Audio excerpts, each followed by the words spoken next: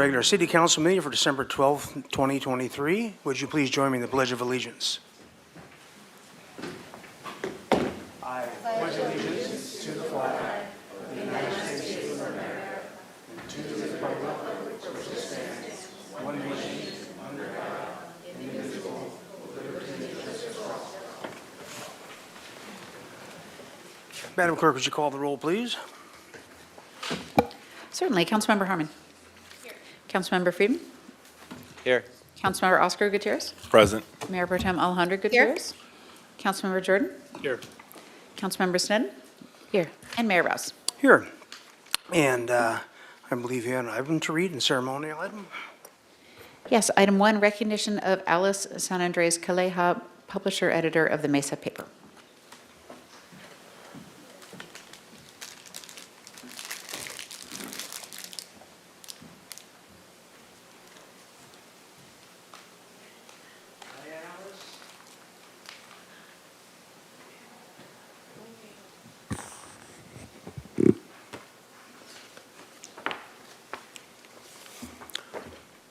For Alice San Andres Calleja, publisher editor of the Mesa paper.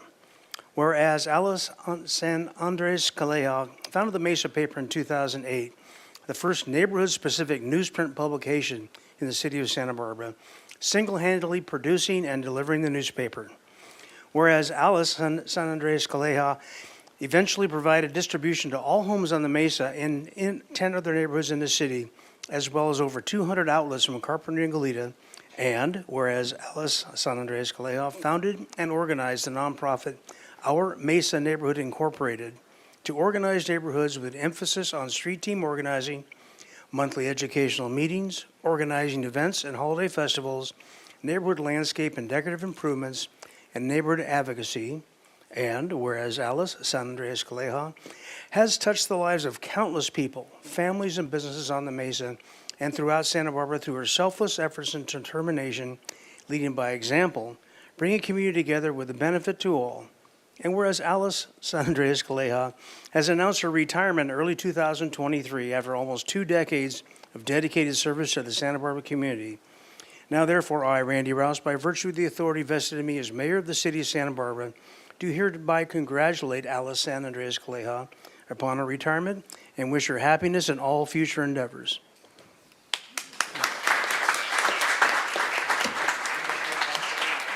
And Alice,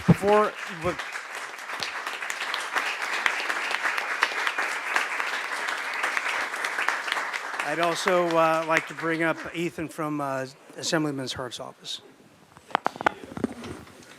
Thank you, Mr. Mayor, and good afternoon, Council. And Alice, on behalf of Assemblymember Greg Hart and the California State Assembly, Alice San Andres Calleja is commended for her longstanding work as a publisher, editor of the Mesa paper, and as a passionate advocate for neighborhood caretaking, and congratulated upon your retirement, recognized on this 12th day of December 2023. Anyone in this town has seen Alice at events, has gotten her emails, and has really benefited from the work you do. So on behalf of the state, thank you. Thank you. And most of us have seen Alice in our driveways from time to time delivering the Mesa paper. And even the second council member, Michael Jordan. Not first council member. Yeah, not first. So, as you all know, Alice is like a dog with a bone and has pursued all of us to get us involved, make improvements, just better our lives on the Mesa. And I couldn't be more proud to say thank you today and wish you all the best in the future. And thank you for my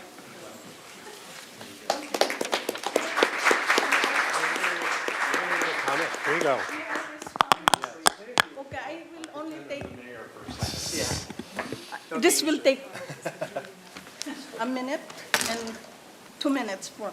I'm going to do something that's probably not done. Actually, Alice, you know what? The cameras are right here, so everybody out there Oh, can see you, okay. and we can hear you speaking into the microphone. All right. Thank you, Honorable Mayor Randy and City Council members, especially Council Member Mike, for the most humbling and heartwarming accolade. In the seasoned spirit of peace, love, and joy, may I share a melody that I made back in the 90s when home computer ownership was rapidly on the rise and time spent in front of the screens tripled, continuing exponentially to this day with a more vast array of gadgets on the information highway. Ironically, we become oblivious to the real world, our beautiful surroundings, and more importantly, our very own lovely neighbors. And sadly, even our very own friends and family.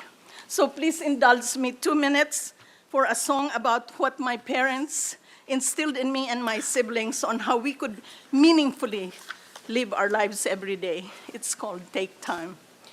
Take time to care and know each other's hearts. Make time to share and touch each other's lives. For when we take the time to know another's soul, things seem to brighten up and lighten up with each encounter.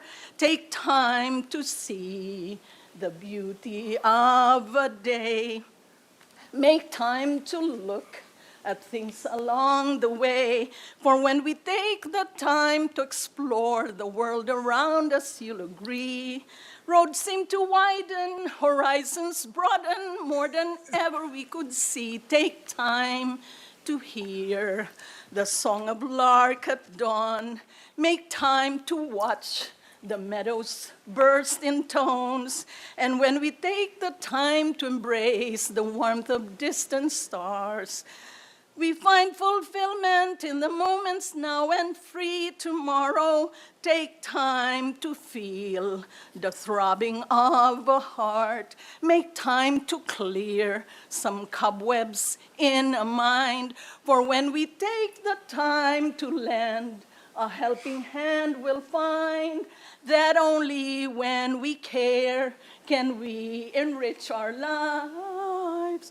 For only when we truly care can we enrich our lives. Thank you, and happy holidays to everyone.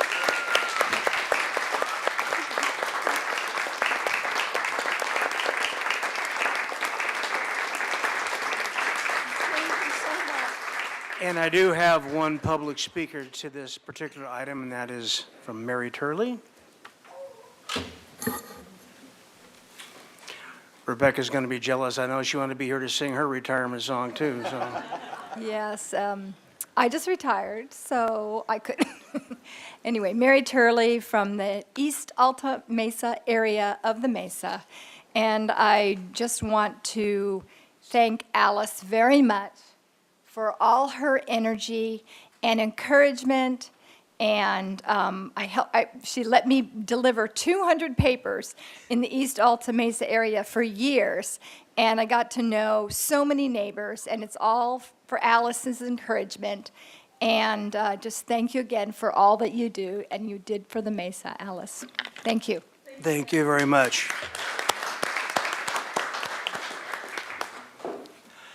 All right. And with that, Madam Administrator, are there any changes to the agenda? No, Mr. Mayor, no changes. Okay, with that, we'll move to the consent calendar. You have some items to read, Madam Clerk? Yes, Mr. Mayor. Item 3, lease agreement with Captain's Cove LLC, DBA The Anchor Rose Lounge, located at 13 Harbor Way, ordinance adoption agreement. Recommendation the council adopt by reading of title only, an ordinance of the council of the city of Santa Barbara approving and authorizing the waterfront director to execute the amendment to lease agreement number 28360 with Captain's Cove LLC, deferring 3 months base rent with lease terms ending December 31st, 2025, commencing upon the effective date of the enabling ordinance. Item 4, loan to Transition House for $1,284,850 for acquisition of property located at 712 West Anapomo Street, ordinance adoption.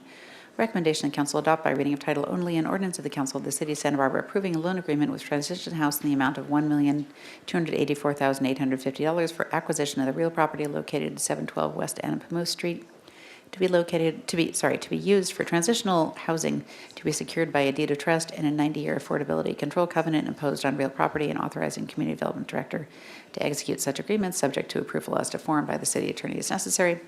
Item 5, specific plan SP 11 CHC and general plan amendment for 3237 State Street, ordinance adoption. Recommendation that council A, adopt by reading of title only, an ordinance of the council of the city of Santa Barbara amending the municipal code by adding chapter 30.136 to establish a community health center specific plan zone, and B, adopt by reading of title only a resolution of the Council of the City of Santa Barbara amending the general plan map of the City of Santa Barbara pertaining to assessor's parcel number 051-112-026 located at 3237 State Street. Item 6, adoption of ordinance authorizing and regulating parklets for outdoor dining in the public right-of-way. Ordinance adoption. Recommendation the council adopt by reading of title only an ordinance of the Council of the City of Santa Barbara amending the Santa Barbara Municipal Code by the addition of Chapter 9.180 relating to parklets in the public right-of-way. Item 7, adoption of ordinance prohibiting heavy vehicles on portions of Aliso Street and Solo Street. Ordinance adoption. Recommendation the council introduce and subsequently adopt by reading of title only an ordinance of the Council of the City of Santa Barbara amending Chapter 10.60 of the Santa Barbara Municipal Code by revising Section 10.60.040 and prohibiting heavy vehicles on portions of Aliso Street and Solo Street. Item 8, adoption of ordinance approving the 2023 through 2025 treatment plants and patrol officers memorandum of understanding. Ordinance adoption. Recommendation the council adopt by reading of title only an ordinance of the Council of the City of Santa Barbara adopting the 2023 through 2025 memorandum of understanding between the City of Santa Barbara and the patrol officers and treatment plants bargaining units, TAP units. Item 9, adoption of ordinance approving the 2022 through 2025 Fire Management Association bargaining unit memorandum of understanding. Ordinance adoption. Recommendation the council adopt by reading of title only an ordinance of the Council of the City of Santa Barbara adopting the 2022 through 2025 memorandum of understanding between the City of Santa Barbara and the Santa Barbara Fire Management Association. Item 10, increase the city administrator's contracting authority and increase the competitive threshold for the purchase of goods and services. Ordinance introduction resolution. Recommendation council A, adopt by reading of title only a resolution of the Council of the City of Santa Barbara authorizing city administrator to bind the city for the acquisition of certain items and rescinding resolution 14065. And B, introduce and subsequently adopt by reading of title only an ordinance of the Council of the City of Santa Barbara amending Santa Barbara Municipal Code Section 4.52.060 and 4.52.070 to update monetary thresholds and adding Section 4.52.072 to authorize best value competitive contracting for goods and services. Item 11, contracted submittal of documents supporting the approval of amendments to the records retention policy held by the Human Resources Department. Resolution. Recommendation the council adopt by reading of title only a resolution of the Council of the City of Santa Barbara approving a revised records retention schedule, authorization to destroy applicable records pursuant to that schedule, and rescinding resolution number 16005. Item 12, Waterfront Department declaring the vessel Falcon as abandoned property pursuant to Harbors and Navigation Code Section 522. Resolution. Recommendation the council adopt by reading of title only a resolution of the Council of the City of Santa Barbara declaring the vessel Falcon as abandoned property pursuant to Harbors and Navigation Code Section 522. Item 13, removal of art commission fee from the library's fiscal year 2024 fees and fine schedule. Resolution. Recommendation of the council B, adopt by reading of title only a resolution of the Council of the City of Santa Barbara amending resolution number 23076, adopting the budget for fiscal year 2024 to approve a decrease in appropriations in fiscal year 2024 in the amount of $10,000 for the removal of the art commission fee and directing the city clerk to remove a fee in resolution 23079 adopted on June 13, 2023, which became effective on July 1, 2023, or as provided therein, and amend the City of Santa Barbara schedule of penalties, fees, and service charges. Item 14, bequest from the Richard A. Baum and Melanie L. Lansing Revocable Trust to the City of Santa Barbara for the exclusive use and benefit of the Library Department. Resolution. Recommendation the council adopt by reading of title only a resolution of the Council of the City of Santa Barbara amending resolution number 23076, adopting the budget for fiscal year 2024, increasing revenue and expenditure appropriation fiscal year 2024 in the amount of $3,297.62 in the Library Miscellaneous Trust Fund, and accept the bequest from the Richard A. Baum and Melanie Lansing Revocable Trust for the Santa Barbara Public Library. Item 15, Downtown Organization Annual Assessment Report for 2023 and Intentional Levy. Resolution. Recommendation of the council B, adopt by reading of title only a resolution of the Council of the City of Santa Barbara declaring council's intention to levy Downtown Business Improvement District and Old Town Business Improvement District assessment rates for 2024 at a public hearing to be held on January 23, 2024 at 2 p.m.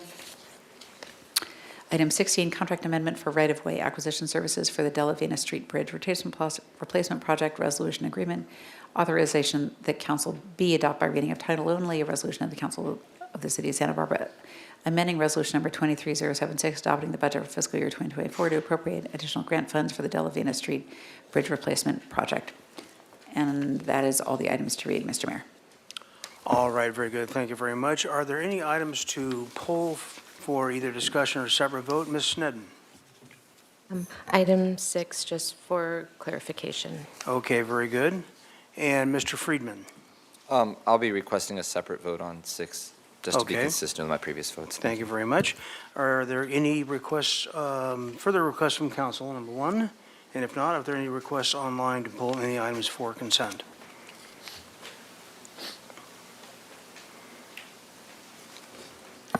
No hands raised, Mr. Mayor. Okay, very good. Then with that, I will entertain a motion for the balance of consent absent item 6. I'll make that motion. Second. Moved by Jordan, seconded by Oscar Gutierrez. May we have the vote, please? Yes, this is a motion for the entirety of the consent calendar except for item 6, motion by Councilmember Jordan, seconded by Councilmember Oscar Gutierrez. Go ahead and vote, please.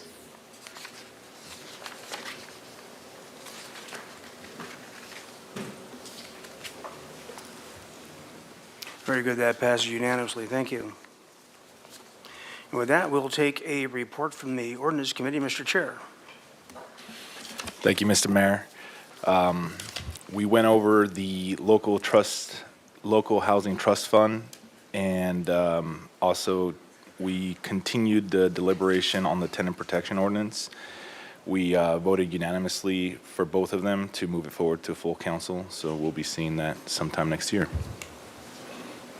All right, very good. And with that, we will move forward to a general public comment, and that's 3 minutes at the dais for any subject not on the agenda, but within the purview of this body.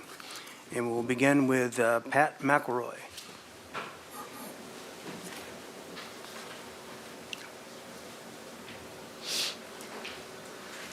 Is there a screen? Yeah, I'll Good afternoon, Council and Mayor. You'll all be glad to know that I will not be singing today, so I'll save you for all of that. I left my remarks at home, so I've been trying to recall them and put them into my phone. But I wanted to take a couple minutes to talk about my friend Rebecca Bjork. This should be a lot easier since she isn't here, but we'll see how that goes. I've worked for the city for almost 40 years, and I worked with an incredible amount of people across many different departments over those decades. But the finest person I ever worked here with was Rebecca. When I was asked to be part of the group that pushed for Measure C in 2017, for those of you who don't remember, that was a 1% sales tax for infrastructure for the city. We were brought together, and we were going to go out and talk to our various constituencies about raising their taxes. And one of the things it gave me and a few other people the confidence to go forward and know it was going to be done correctly was the program that Rebecca and her team laid out for us. It showed us the next 40 years, 50 years of what was going to be done with the money for Measure C. And with her in charge of it, I knew it would be run responsibly, and it has been. As I drive around the city, stuck in traffic because of one of Rebecca's projects, I'm constantly reminded of those times and what she brought to this community. And I just want to make sure that when I had a chance, I had something I could to have a chance to talk about how important I think she was for this community, that I would take that chance. I truly believe that Rebecca was not one of those people that ever aspired to becoming a city administrator. That was just the path that came before her. Unlike most of us, including me, she never had a political bone in her body, and it sometimes showed. And what she did have was a tremendous sense of duty and love for the city of Santa Barbara. She took over during very difficult days with an ongoing pandemic and the attendant fiscal challenges that came with it for the city of Santa Barbara. It wasn't a time for political skills, it was a time for a responsible, effective leader. And to paraphrase one of my favorite terms, and I'll substitute infrastructure for logistics, but strategy is for amateurs, infrastructure is for professionals. And Rebecca has never been anything but one of the best professionals I ever worked with, and I want to congratulate her for her retirement and especially for her service to this community. Thank you. Thank you. Kathy Richardson. Thank you. I reside on Padre Street by State and Storyteller Children's Center, which is on State in a private home, next to the First Congregational Church, which is owned by them, was granted in 1999 a CUP for daycare for only homeless children that fit the need at the time, against the objection of the whole neighborhood. They have violated so many CUP conditions, for instance, the requirement only for homeless children. In 24 years, it has become a preschool fee-based center, not homeless children. In August, the preschool eliminated all the vegetation in the backyard and also the easement next door, and it's only a church easement, not for storytellers' use for the CUP. This result was an extreme amount of noise of children playing from the opening at 7:30 against the CUP of not playing prior to 9 o'clock. The existing play structure is too high for the noise requirements now, as kids stand on it above the fence level and scream into the neighborhood. This is what we all wake up to and listen to all day long, and our property values have gone down due to the CUP violations. The current fencing are not even high enough for the CUP requirements. The stripping of vegetation was done due to a $250,000 grant they received for playground use. No permits were issued, not even a licensed contractor doing the work, not even informing Community Care Licensing that oversees the daycare center. The city was informed and the project was red tagged. However, planning is overburdened. Storyteller was planning 2 humongous play structures in the next door easement and the daycare backyard with a bright blue tent structure over the top, the whole length of the backyard and the width. 17 feet high, bright blue, 2 of them, in a residential backyard. This is an eyesore and it does not meet the CUP requirements for only homeless children in a home-like environment. I ask you if you please do not allow any modifications to this illegal project, and please maybe help unburden planning so they can address these issues. We're now 5 months into this. Everything's just sitting there. Nothing's being done. We hear this noise all day long. And now the neighbors have the burden of the research and informing planning what this CUP 24 years ago morphed into. It is nothing like what was approved back then. And we ask that you stop this and maybe shut it down until you can address the issues, especially for the safety of these children. If you look on Chapala Street and look up American, you will see the structure size of this, and it is not safe for children. So Thank you. please shut them down and address planning, how they can follow through, not the neighbors. Thank you. Thank you. Valerie Harrison. I brought a prop with me. I just want you to know that I will not speak and say anything against bicycles. My name is Valerie Harrison. I live at 18 West Victoria Street in the El de Pueblo condominium. I've lived there for 4 years. When I moved here in 2010, I lived on De La Vina Street. I love Santa Barbara. It's my choice to live out the rest of my life, frankly. I'm here because something really serious, as I see it, has happened, and I'm very concerned. I've been in your shoes. I have been elected 3 times to public office in Santa Clara County. I know what it feels like, and I thank you for your service. And I'm not patronizing you. I know how hard it is. I saw the agenda. I read the agenda. I know what you have to read. And more than that, my oldest daughter is the town manager. She's now state senator in the state of Vermont. My son-in-law was the town manager for 20 years. I deeply respect the processes that you go through. But my concern is how you gather and use the information that you are given. One of the first things that occurred when you were looking at evaluating and reevaluating what happens on State Street, a very important topic, and I've been living with it since the pandemic started, of course. What I want to deal with, and I hope that you have some interest in following up. I went to, this was supported by your consultant, and it was a meeting, the corner of State Street and a building, and you had dots to pick out, and pick out as many dots as you want, because it's going to be important, I was told. Because after all, we need to know what people think and want, and I said, well, absolutely. I'm not shy about saying what I think or want. I'm an old woman. I have 4 grown children, 2 grandchildren. I've been in your shoes. I understand how things work. I know what happens behind the scenes. I know the importance of gathering information. Our nation ended up going into a war because of faulty information, and I think you all know what I refer to. Right now, we are working with the information. You are working with important data that anticipated a lot of people coming and using our city. Now, how they use it, whether riding instruments or vehicles or what have you.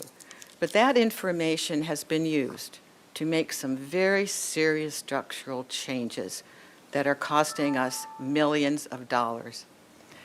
And that is my what warning? I just heard a beep. Is that it? Is that the 3 minutes? No? Yes? Wow. Well, you're going to see me again because I'm not finished. All right. So, Thank you. Thank you, and I'll practice the next time so I know I won't be cut off at 3 minutes. Very good. Thank Thank you you. again for serving. Madam Clerk, do we have anybody online for public comment? Yes, Mr. Mayor, we have one public speaker with a hand raised for public comment. Anna Marie Gott. Anna Marie Gott, you can unmute yourself and go ahead. Good afternoon, City Council. I am making public comment today because I'd really like to highlight one of our past City Council meetings where you discussed the possibility of redeveloping the Paseo Nuevo with a company called Alliance Bernstein. It was curious to me at the time why the Santa Barbara Housing Authority wasn't involved in the discussion at all, because they create the most affordable housing in the entire city and have thousands of units that they actually have built. And it's come to my attention that Rob Fredericks from the Housing Authority sent all of you a letter last week, and I'm curious about why none of you have reached out to him regarding it. In his letter, he discussed the ability of Santa Barbara Housing Authority to bring in the most affordable housing units with this project. And he speculated that he could bring in 30 or 40% of affordable housing units of that 500 units that you guys were talking about for this particular lot. And Alliance Bernstein, who was worried about, how much they were going to have to fork over to build these units, wouldn't have to pay a dime. Did you hear me? A dime. They wouldn't have to pay a dime to do that. And the Housing Authority could take over ownership of all of those units that were built to be deed restricted in perpetuity, and they could manage them. So I'm just curious, why hasn't a single city council person replied to Rob? Why hasn't the city administrator contacted him about exploring this option? If you really want affordable housing and you want to maximize the affordable housing, which all of you agree with, why isn't anyone reaching out? So that's my question for you. Why hasn't anyone reached out, and when will you? Or will you just completely ignore his proposition? Thanks so much and have a great day. Thank you. Are there further commenters online?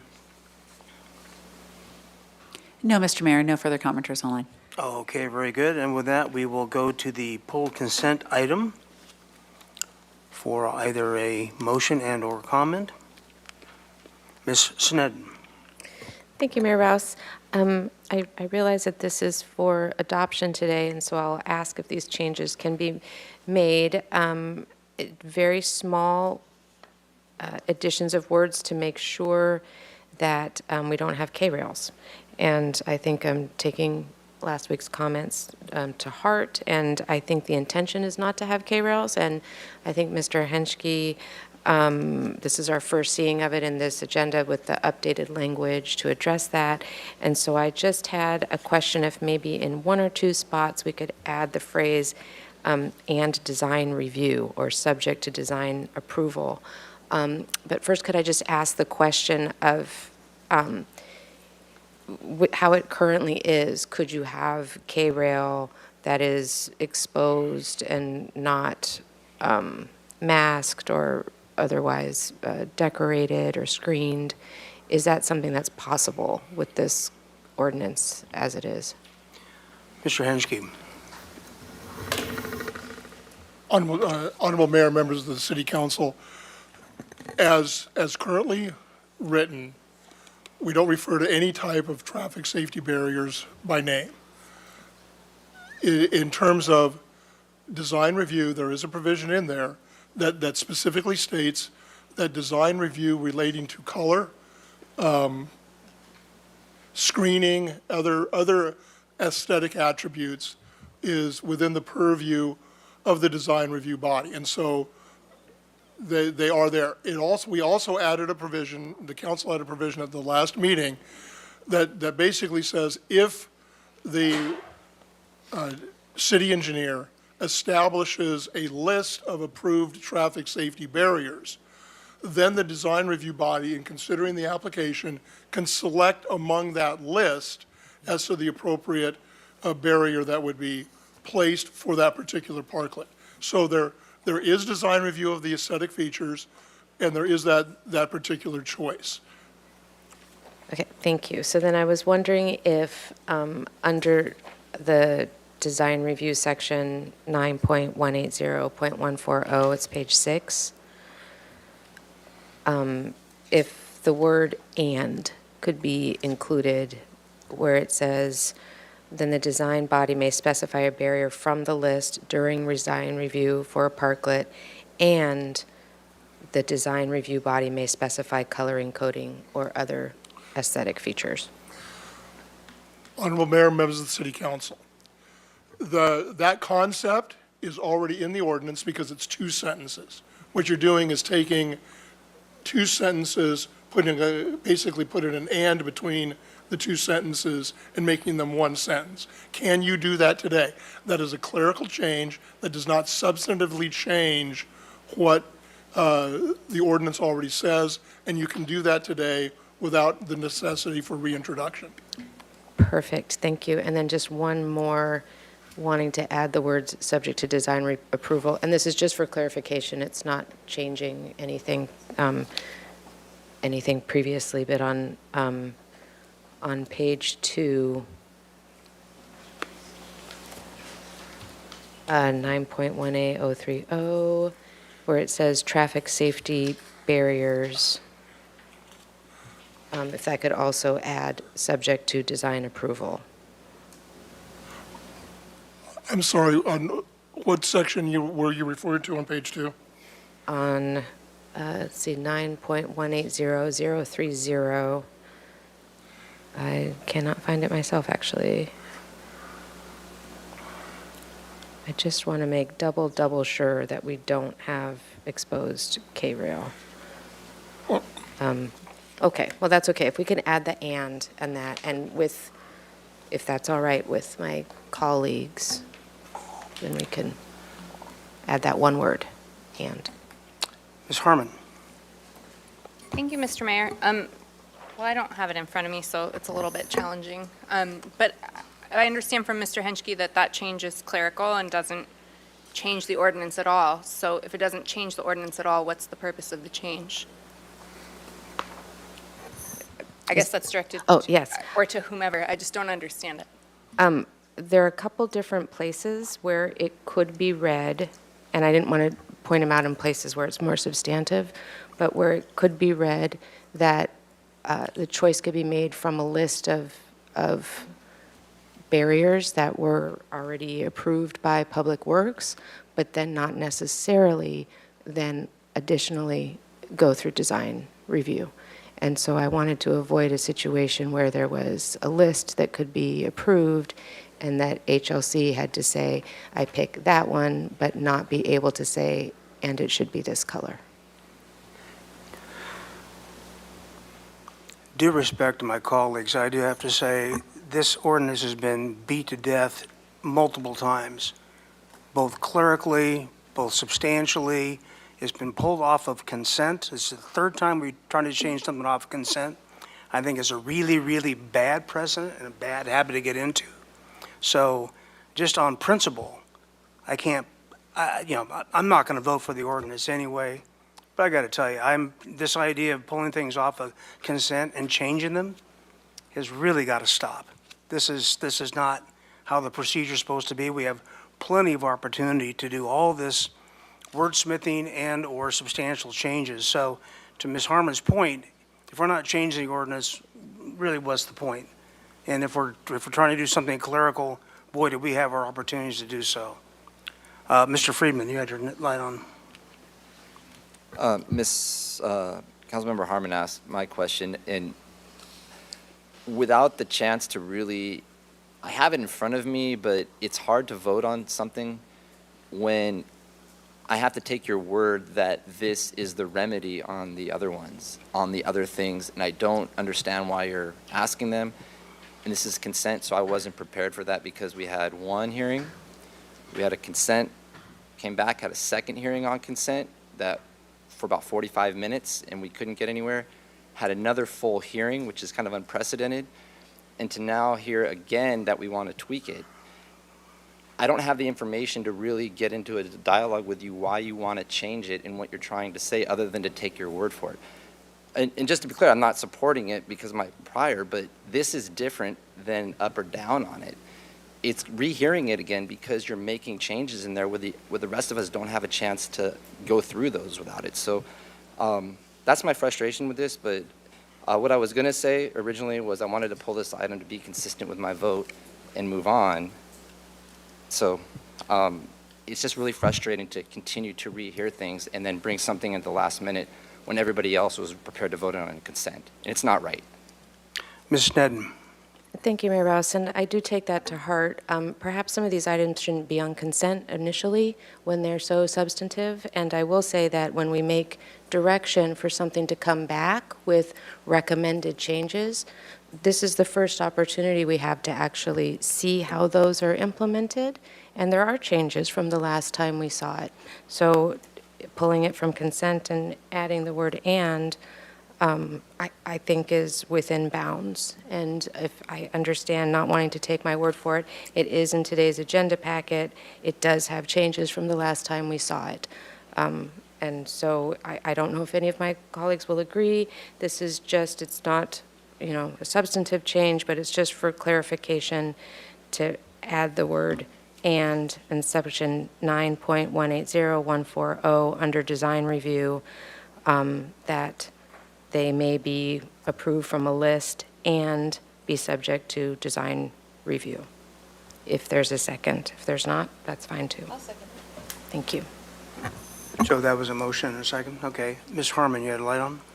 Thank you, Mr. Mayor. I'm not going to get in the middle of any of this, but I would strongly prefer, and in fact insist, unfortunately, I'm very sorry, you mentioned that there's like multiple places, but you don't want to get into where. Can I see a copy of the revisions you're requesting from our lawyer, ideally? That would be the one that goes in the record before we take the vote. I mean, maybe we delay it till January. I mean, with your changes, I have the ones of the cities, but how many places? Honorable Mayor, Mr. Henschke, please. Mr. Henschke. may I recommend that you continue this item on this agenda till later this afternoon. I will prepare a red line and hand it to you, and then you can vote on this on this agenda today. I would not recommend deferring this any longer. We need to take action today. And so I will prepare a red line and bring it back to this council, and you can deal with it after you take action on the housing element. Thank you. All right, so Sorry. That's okay. I will very painfully propose that we do as Mr. Hensky suggests and continue this till later on in the agenda when we can receive a red line item. But once again, my statement still stands. We have got to quit messing around with consent items over and over again. This is definitely not how people are represented. This is not how people are heard. When people come in on agendas, they assume that when it goes to consent, it's a done deal, and then you vote it up or down. With that, we will go then to, we're going to continue that consent item. So the consent calendar is approved outside of item 6, which we will continue till later on in the agenda. And we will go to council member committee assignment reports. Anyone? Okay, with none of that going on, we will go then to our administrative calendar. And Madam Clerk, you have an item to read. Item 29. Thank you. And, Mr. Mayor, if I may propose just a 1-minute recess, we're having our screensaver come on our projector here, so if we can give just 1 minute, and we'll see if we can get that screensaver stopped so we can show the... Okay, we will have a 1-minute break.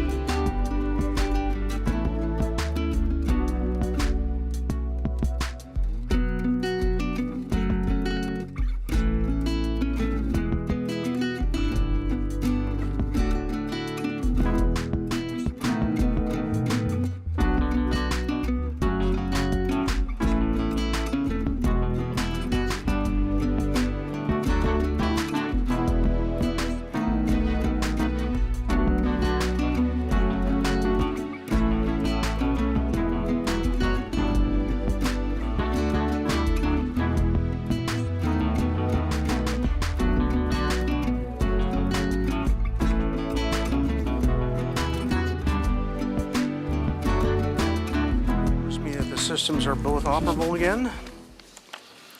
I will read the item, Mr. Mayor. Item 29, Measure C Annual Accountability Report, Fiscal Year FY 2023 and Funding Priorities Resolution Recommendation, the council B, adopt by reading of title only a resolution of the Council of the City of Santa Barbara establishing priorities for the expenditure of revenue from the Santa Barbara Critical Infrastructure and Essential Community Services Measure and rescinding Resolution 18011. And very good.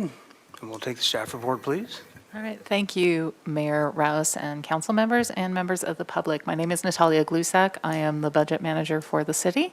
And today we're going to do a really brief, high-level overview of our Measure C Annual Accountability Report. Oops. All right, so our objective today is that you accept the Measure C Annual Accountability Report for the fiscal year ended June 30th, 2023, and adopt a resolution of the Council of the City of Santa Barbara establishing priorities for the expenditure of revenue from the Santa Barbara Critical Infrastructure and Essential Community Services Measure, also known as Measure C, and rescinding Resolution 18011. So real quickly today, we're going to go over the funding priorities as they were presented in the ballot measure, the funding priorities as established by council for the first 5 years. And on October 25th, we met with the Citizens Oversight Committee, and they recommended priorities for the next 5 years of the measure. So we'll be going over that. Then also we'll talk for a moment about the revenue and budget for the upcoming year, and do a real quick assessment or an overview of the annual accountability performance, and then open it up to questions. So just a really brief history. We did, when we introduced the 1% sales tax measure as one of our public, mentioned earlier in public comment, we had a 1% sales tax that we called Measure C.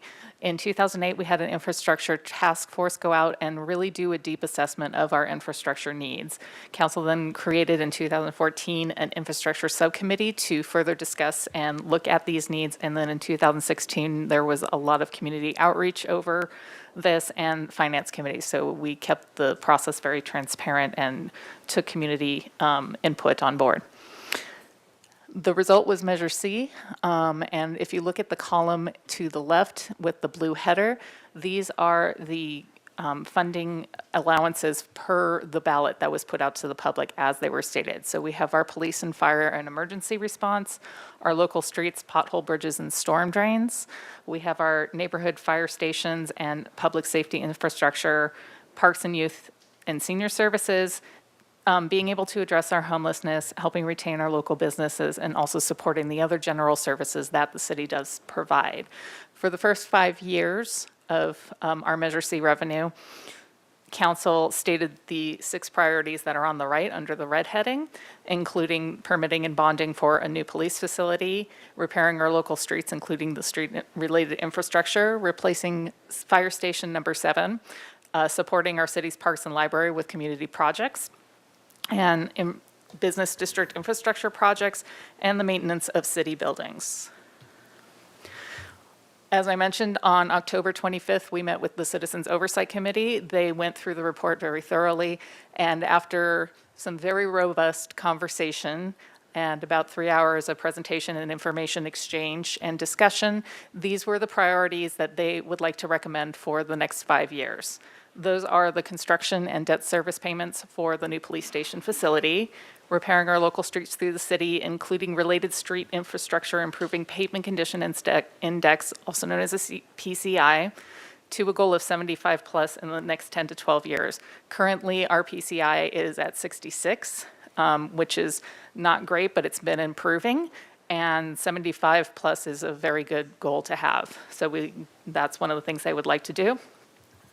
They'd also like to do a full assessment of the city's drainage infrastructure so that we can assess those needs for our drainage. And also still supporting the city parks and the library with community projects, looking at our State Street Promenade and other business district infrastructure projects, looking at maintenance of our city buildings, and also addressing homelessness by prioritizing housing and facilities. So these are the things that we'd really like to see as the priorities and the Oversight Committee would like to see. For Measure C revenue, the measure went into effect in very late 2018, which is why you see such a low revenue there, and then was performing fairly strongly until we got hit by COVID. And with recovery, it did bounce back with some strong retail and automobile and fuel activity. But with high inflation and uncertainty, especially around the upcoming election, we've had a slowing of that revenue. And so we're a little bit behind in 2024, and we expect to come in under budget. In fiscal year 2023, the adopted budget for Measure C funds is as shown. So we had the police station, several streets projects, facilities, library, parks and recreation, and public works. If you'd like to see a little bit more detail on this, you can go to our online budget book. There's a pathway here. If you go to santabarbaraca.gov and go to the budget page, click in through the adopted operating and capital budgets for 24-25.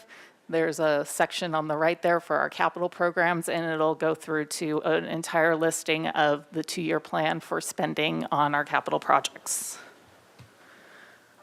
We've also made several improvements to the accountability report itself. The Citizens Oversight Committee site, you can find that particular report. We've hyperlinked the table of contents so that you can look for what you want and just pop down to it instead of having to scroll on the report itself. We've also added a statement of City Council identified priorities to clarify what it is that the intent of Measure C was and what those priorities were for the first 5 years. We will be updating those after getting input from you guys today. We've also really put a lot of effort into the advanced screening capability for our visually impaired citizens, especially when it comes to tables. So to make sure that as the reading software reads those tables out loud, it makes sense and is palpable to people. We've also added some additional project details to make it more clear what the project is doing. And in the future, we are developing stories, much like we did for the budget. So you'll see a story for each project. In 2023, there were 52 projects that benefited from the Measure C funds. The one police project was the police station and several projects in these other areas.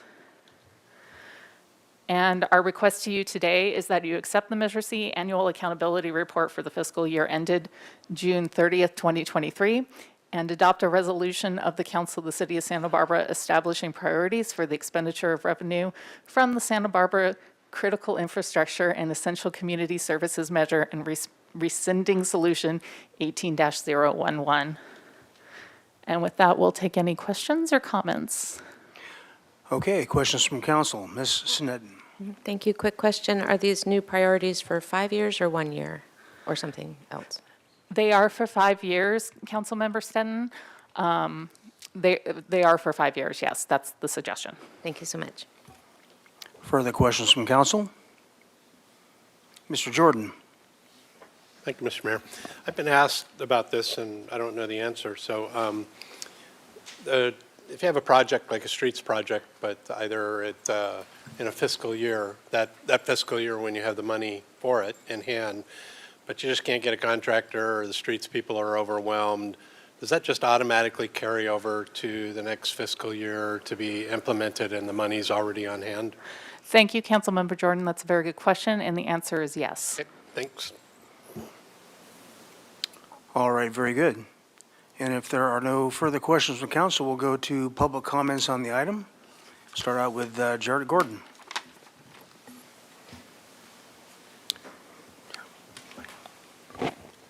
Hi, good afternoon, Mayor Rouse, members of the council. I am the chairperson of the Citizens Oversight Committee.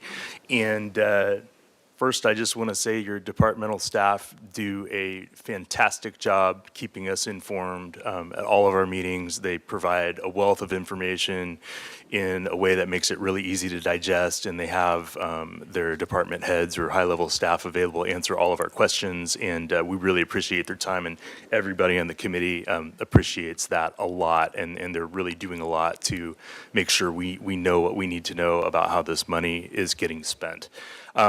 So can we have slide 6 up that you had before? We spent a really long time, I think it was the longest meeting ever, going over these new priorities at our last meeting. And they're fairly similar to the original priorities you had. We updated a few because obviously the police station is now planned, and so our focus would be on funding that. The new one is this drainage item at number 3, and drainage infrastructure came up in conversation and presentation from Public Works, and we feel really strongly, essentially, no, but we don't know what's going on down there. And drainage, it's underground, it's not as sexy as streets and some other things, but when it fails, it has the potential to fail spectacularly. And what we're really advocating for is we think it would be money well spent to assess the conditions of it so that in the future, we all have the ability to, and Public Works has the ability to start to allocate Measure C funds to handle critical drainage issues before they become real disasters. And we think there's a very clear nexus, obviously, between Measure C funds and drainage infrastructure. And on the rest of these things, they're just sort of tweak the pavement index. The 75 plus gets us into sort of an ongoing maintenance mode, and we don't have like really large expenditures for repairs. And then we just tweaked a few things when it gets down to the homelessness. We wanted to make sure that if we're spending money on it, that it's for physical things, infrastructure, facilities, not necessarily just programs and services. It's really important to the committee that these funds stay with infrastructure and facilities type. That's really the nexus for Measure C, and the city has done a good job staying with that so far, and we would like to see that continue. Thanks very much. Thank you, Mr. Gorham. Appreciate that. Madam Clerk, do you have any speakers online for this item? Yes, Mr. Mayor, we have one hand raised, Alex Gravener.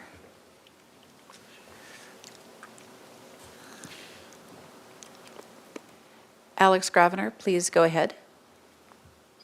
Hi, City Council. I would like to just appreciate the work done to figure out the priorities for the city. Just a small note, I would like to remind the City Council that in some ways that this is a regressive tax where we're transferring wealth from the poorer citizens to the more wealthy citizens.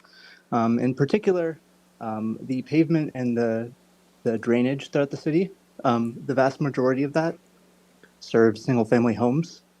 And in general, that tax money is used to support individual homeowners and their property values. Now, this is collected from sales tax, which is collected from all citizens. So we get a bit of a transfer of wealth from everybody to the homeowners in our town. So I would urge the City Council to de-emphasize some of the pavement and drainage programs in terms of receiving funding from this source. But besides, I definitely am very supportive of parks, State Street, the underpass, that sort of thing. Thank you. Thank you. Are there further commenters online? No, Mr. Mayor. Okay, very good. With that, we'll come back to council for deliberation and comments. Ms. Sneddon. Thank you. Just the comment of gratitude. I think it's been a really effective program, and thank you to the Measure C Oversight Committee. It's a really important part of this, that it's a whole committee that strategizes. And I want to particularly thank you for maybe sort of listening over the recent time as we're getting close to that end of that first 5 years and hearing our concern and the legitimacy of applying Measure C funds towards homelessness and issues with housing, just infrastructure-wise. So just really appreciate you call them small tweaks, but that's a pretty big shift. And with your recommendation, I'm just wanted to say thank you. Thank you. Further comments? I'd just like to say it's one of the nice few shining examples of where the public can actually see their tax dollars being put to practical use. And as Chief McElroy said, it is a pain to drive around town, and you're welcome. It's our public works people at their best. With that, I will, what was the staff recommendation to accept it, right? So we will entertain a motion at this point in time. Was that? Oh, Ms. Sneddon. I'll move staff recommendation. Thank you. It's moved by Sneddon, I'll second. seconded by Friedman. Further discussion, we'll have the vote, please. Very good. This is a motion by Councilmember Sneddon, seconded by Councilmember Friedman for the staff recommendations. And go ahead and vote, please.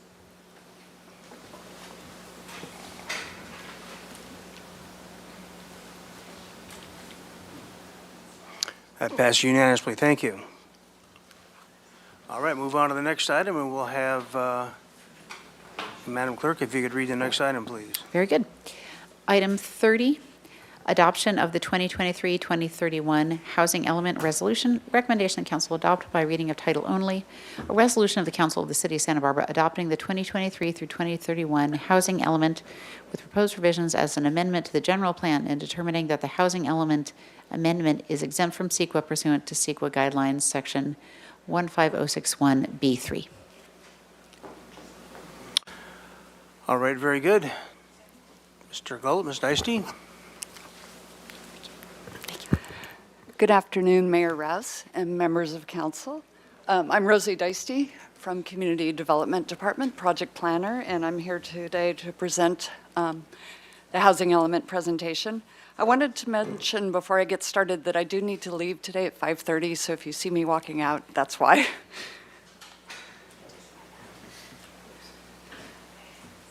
So today's hearing, we will cover our city's housing element and the Regional Housing Needs Allocation, or RHNA, context. I'll give a very brief overview of our adoption draft housing element. I'll discuss the Planning Commission recommendation that we received last month, and then end with staff's recommendation. So starting with the general overview, what is a general plan? It's our local government's blueprint for meeting the community's long-term vision for the future. So a general plan would have goals in it, which are the general expression of community values. It'll have policies that are the statements that guide decisions, and programs, and these should be fiscally and technically feasible actions that carry out the general plan policies and goals. So the housing element is a required part of the general plan, and it's unique in that it's the only part of the general plan that's highly regulated by the state. In this case, it's the State Department of Housing and Community Development. It recognizes housing as a critical need, requires our city to plan for the fair share of housing, and it does undergo periodic updates per state law every 8 years.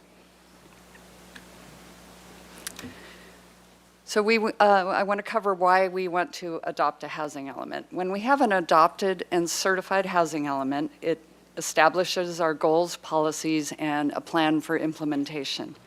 It enables us as a city to retain local control over our permitting decisions. It importantly allows staff to now shift their efforts to implementing all the programs that are in the housing element, and it also makes us eligible for state and federal funds, including the new proposed local housing trust fund. If we do not have an adopted and certified housing element, we are subject to what's known as the builder's remedy, and I'll have a slide on that in a moment. The state can initiate enforcement actions against us, and it makes us vulnerable to legal action from housing advocates, developers, and the State Department of Housing and Community Development. So builder's remedy means that the city cannot deny a project that's inconsistent with zoning and land use if it has not adopted a housing element that's in substantial compliance with state law. This has been the case for us since our due date, which was February 15, 2023, and this will be eliminated the day that the state finds our adopted housing element is in substantial compliance with state law. Next, I'm going to cover our city's share of the Regional Housing Needs Allocation. So this goes from now until 2031. And what we have in total are 8,001 units, and this means the city has to have the capacity for those units. So we have the zoning that can accommodate that many units, and then the state divides it into different income categories of very low, low, moderate, and above moderate. And it's all based on area median income, which is $107,300 based on a 4-person household in 2023. And we got, out of the total that was given to the county, our city has about 32%. This housing element update has been a fairly lengthy process, starting with the first year when we got our RHNA housing allocations and staff had to start doing research and preparing for this housing element. We did have funds to hire a consultant to help us with this, and after trying twice with requests for proposals, we got no takers because every consultant in the state is busy helping people with housing elements. So then staff had to shift to writing it ourselves. So that really happened in year 2, where we did a lot of research, writing, and revisions, and we were able to release our first draft in 2022. This has also included a lot of public engagement. We've had workshops, Q&As, forums all throughout 2022, and 5 public hearings, including hearings before your council to set the goals for the housing element, and also hearings on the drafts. In year 3, we've had 2 more drafts. We've had more public engagement throughout the year and more hearings, including this hearing today. What I wanted to point out on this slide is our due date for that first draft was February 15th, 2023, which we did meet, but HCD had to review 2 more drafts before they found we were in substantial compliance. Again, public engagement has been thorough for this project. We've had public review for 3 drafts, and staff, we post the public comments, but we also respond to them. This was not required by the state, but we just thought it was a nice thing to do. We held a joint workshop with the county and the cities, the South Coast cities, in June 2022 that was really well attended. And we've had over 40 presentations with various housing advocates. This slide just gives an example of all the groups that we've talked to throughout this process. So now I'll transition and just talk a little bit about our housing element. I wanted to remind you of the goals.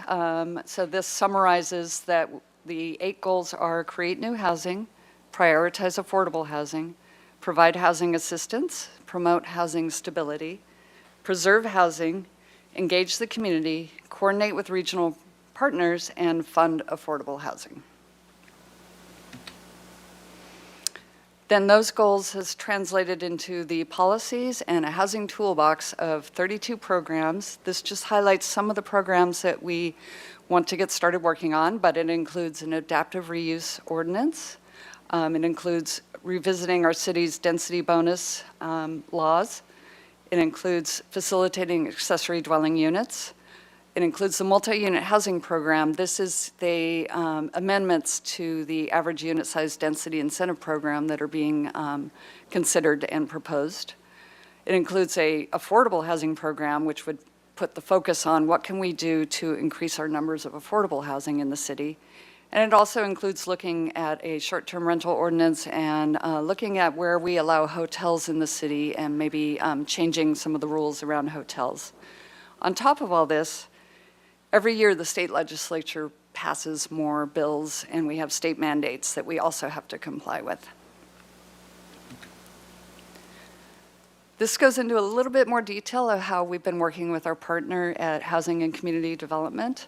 Again, we had the first draft in before the deadline, and we got our review letter in November 2022. So they gave us a list of items they wanted us to work on. A lot of it is more to receive substantial compliance, we want to see your work a little more, show more proof of why you came to this conclusion. Second draft came up in April 2023. We got another review letter, but we had the good fortune at that time for the senior program manager at HCD offering to work with us closely.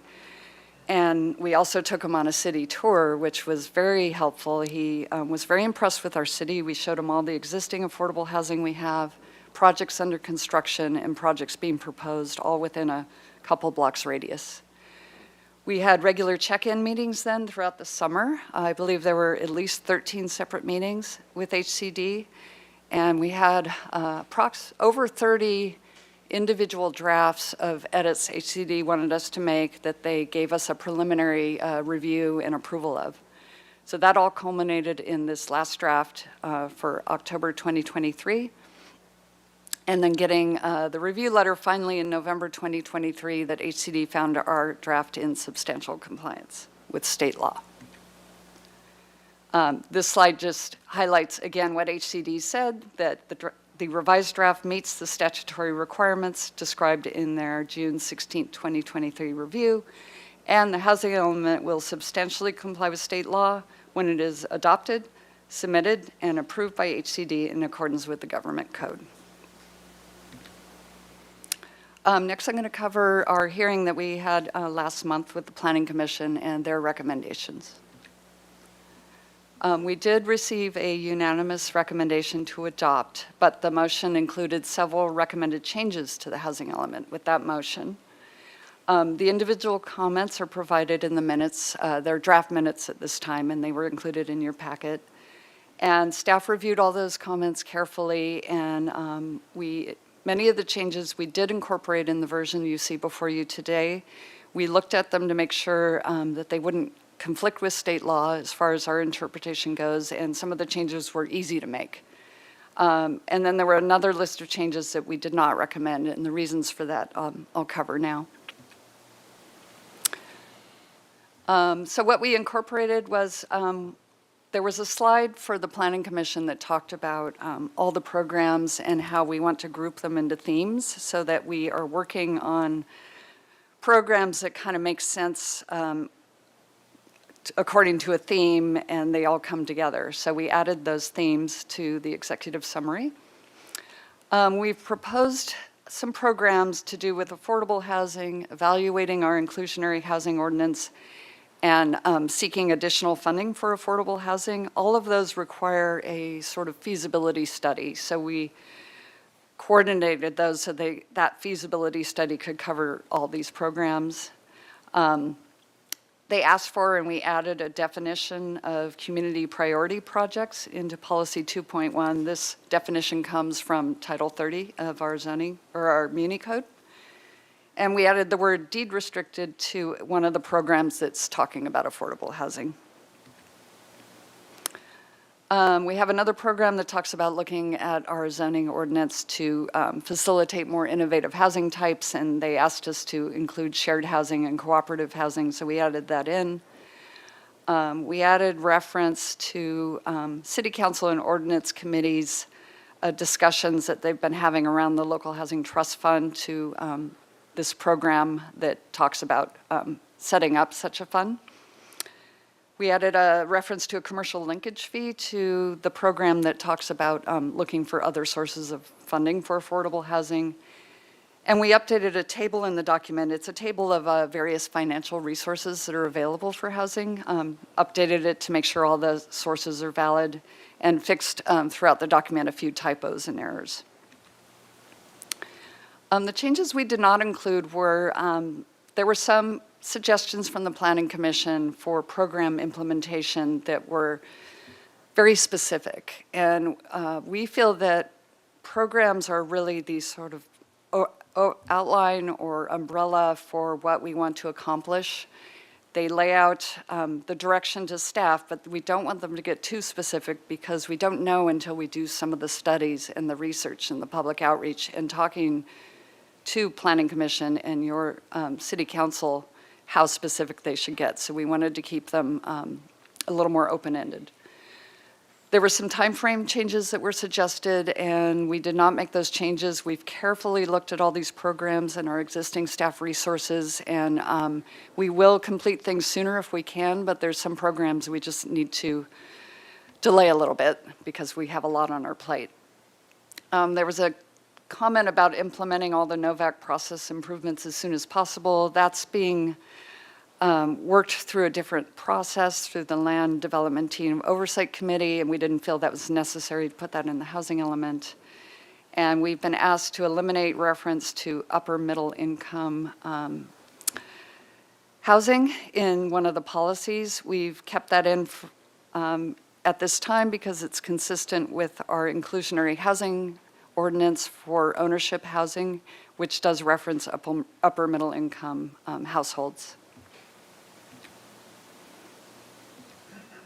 So our staff recommendation is that City Council adopt a resolution adopting the 2023 to 2031 housing element as an amendment to the general plan and determining that the housing element amendment is exempt from CEQA pursuant to CEQA Guidelines Section 15061B3. To pass this recommendation, we do need a vote, a majority vote of 5 council members. The adoption of the housing element, we've determined, qualifies for a common sense exemption because it does not approve any project or change the environment. We are, however, preparing a program environmental impact report, and that's for implementation of the programs I mentioned earlier, and that's planned to be released in early 2024. So the next steps in this process would be after we either you adopt the housing element or adopt the housing element with changes, it needs to be posted for a 7-day public review period. Then it would be submitted to the State Department of Housing and Community Development, both the adopted housing element and signed resolution. We then look to receive our findings from HCD on the adopted housing element. They have up to 60 days to submit those findings, but I believe if we make no changes or very few changes, it shouldn't take that long. We would complete that CEQA review I mentioned for implementation of the programs, and then staff would work on developing and implementing all those programs. So that concludes my presentation, and we're happy to take questions and comments. Very good. Questions from council? Ms. Sneddon. Thank you, Mayor Rouse. I just have 2 questions, and I did sent them ahead of time, so I think you know they're.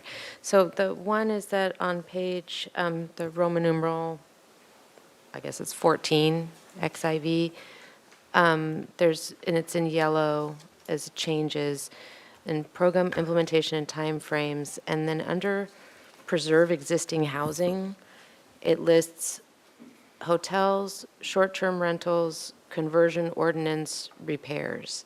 And I just have questions about if maybe some verbs are missing, like limit hotels and short-term rentals and promote conversion ordinance and repairs, or if you could help me with that. Certainly, Mayor Rouse and Councilmember Sneddon. So that comes from the themes that I mentioned earlier. That was on a slide that we presented to the Planning Commission, and they asked that the themes be put into the executive summary. So I literally copied the themes verbatim from that slide and put them in the executive summary. I think a verb could be helpful there, and I don't think it's a big change to add that verb if you felt like that would be helpful. I do, actually, because to just say preserve existing housing and the first thing to be hotels isn't, or short-term rentals, it isn't, for clarity. Okay, thank you. That was one question. And the other was on the appendix in D4. It shows that the pie chart with 43% of ADUs being rented at no charge. And do we know if those are actually inhabited year-round, or are they office spaces or gym spaces, but they're just called at no charge? Mayor Russ and Councilmember Sneddon. So that results of that survey was a one-time survey we did, and we don't know if they're being used year-round, perhaps for a relative at no charge or for other purposes. But we do have a program in the housing element to do surveys of accessory dwelling units on every 2 years to find out more how they're being used and if they're being rented, what the charge are. And that helps us validate our assumptions around ADUs. So we should have more information about that forthcoming. Thank you. And, Mayor Rouse, Councilmember Sneddon, if I could add a little, SBCAG is undergoing a survey right now that's looking at ADUs countywide, and they're consulting us about questions to ask on those. So we're learning from the survey we did, and we're adding some questions that would clarify this. Thank you. The first thing I meant to say was, wow, what an incredible amount of work. And I'm actually glad we didn't have consultants, because what you've provided here is a really local understanding and very tailored to our community, and just wanted to say appreciate that.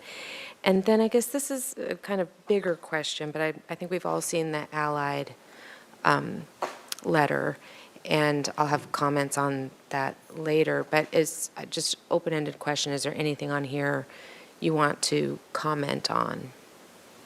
Or I could be more specific if that's helpful.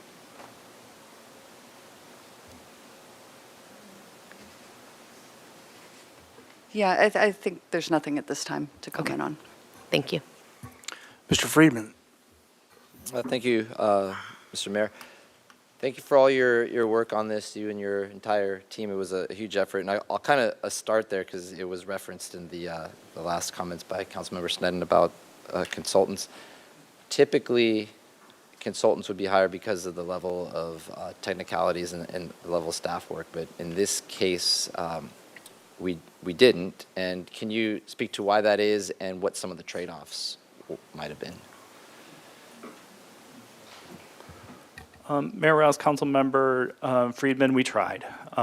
We put out a RFP. We had grant money for that help. We didn't get any takers. We added money. We put out an RFQ. We didn't get any takers. So Ms. Diesty is our hero with this project. We did get some consultant help, some expert economic consultant help, BAE, who we've worked with previously. But we tried. Next time, I think we would get consultants if we can. None were available. And with that, because it gets into some of the things that we haven't been able to do, but has it, just want to put it out there, because we put in so much of our staff time and effort into this, has it delayed other work, ordinances that we might have wanted to bring forward earlier that we just didn't have the capacity to do, such as perhaps adaptive reuse comes up a lot? Sure, yeah. Mayor Rouse, Councilmember Friedman, ideally, this would have all been done by February 15th, and we would have moved on to implementation and these implementation programs. So it's the additional staff time spent on this, in addition to all that extra time we lost focusing on this and responding to HCD staff. Okay, thank you. And then a couple of questions in regarding the February 15th date. So the builder's remedy is out there now, but once it gets approved by the city, that goes away. But I'd heard something about February 15th, 2024. If something happens, is it to our zoning? Somebody asked me, and I apologize, I didn't have a chance to ask you about this. If we lose zoning, or has to do with zoning, if we don't have one approved by then? Mayor Rouse, Councilmember Friedman, we have neighboring jurisdictions that are required to rezone properties to provide the capacity for the arena. We don't have to do that, so we don't have that deadline in February 2024. Okay, so we don't have a zoning issue. Okay, great. And then the other questions I had is in regards to let me see here, some of the PC comments in I think it was slide 16, I think it was, that you had up there, some of their comments, and some of them we incorporated, and there were some that we're working through with the long-range development oversight, or maybe it was 21, I forget which slide it was. But I just wanted to, in terms of the PC recommendations for those that we did not incorporate, would there be a risk if we did try to incorporate any of those that it could delay or HCD would have another review of this and delay the implementation? I know we put some changes in there, and so I assume we think that those are within the letter that was slide 16 that says substantial conformance. And I just want to make sure that as we consider our deliberations today, that we don't cross a line where we think if there's anything that we want to change, that we go into an area where HCD would rehear this, because we're coming up on that February 15th deadline. So any thoughts on that? Mayor Rouse and Councilmember Friedman, I think some of the things that Planning Commission wanted would probably not put at risk our state certification, preliminary state certification from HCD. I don't think they necessarily fall into that category, but then there's a whole review process we would need to go through internally if to go back to Planning Commission is a general plan amendment, then back to your council, then back to HCD. So if we make too many changes, we're kind of in that loop again for 3 to 6 months. Okay, so it might not be HCD, but it might be our own processes that could delay it. And then that gets to my last question. With the local housing trust fund, I'm glad that that's been incorporated in the language here. But if we don't have this certified by HCD, what does it put that at risk for us to be able to apply?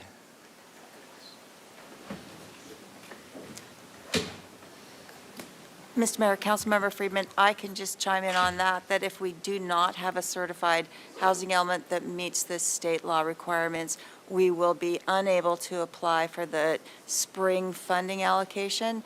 And as a new local housing trust fund, we're eligible for a 15% set aside. So if we don't have this housing element approved pretty much now, we will miss out on the opportunity for those matching funds. So that is an important consideration. Director Isaacson. Mayor Rouse, Councilmember Friedman, if I could just add on to Ms. Connect's response. There's also other additional funding that is out there, some CDBG funding from the U.S. Department of Housing and Urban Development, as well as some others that require certified housing elements be in place to be eligible for that funding. So we have the local housing trust fund that we discussed at ordinance committee today, but there's also other sources of funding that we would not be eligible if we did not have a certified housing element in place. So if we make too many changes today, then it risks either going through our own processes or HCD and puts all that at risk, and those are the keys. That is a big portion of our implementation strategies. Okay, thank you.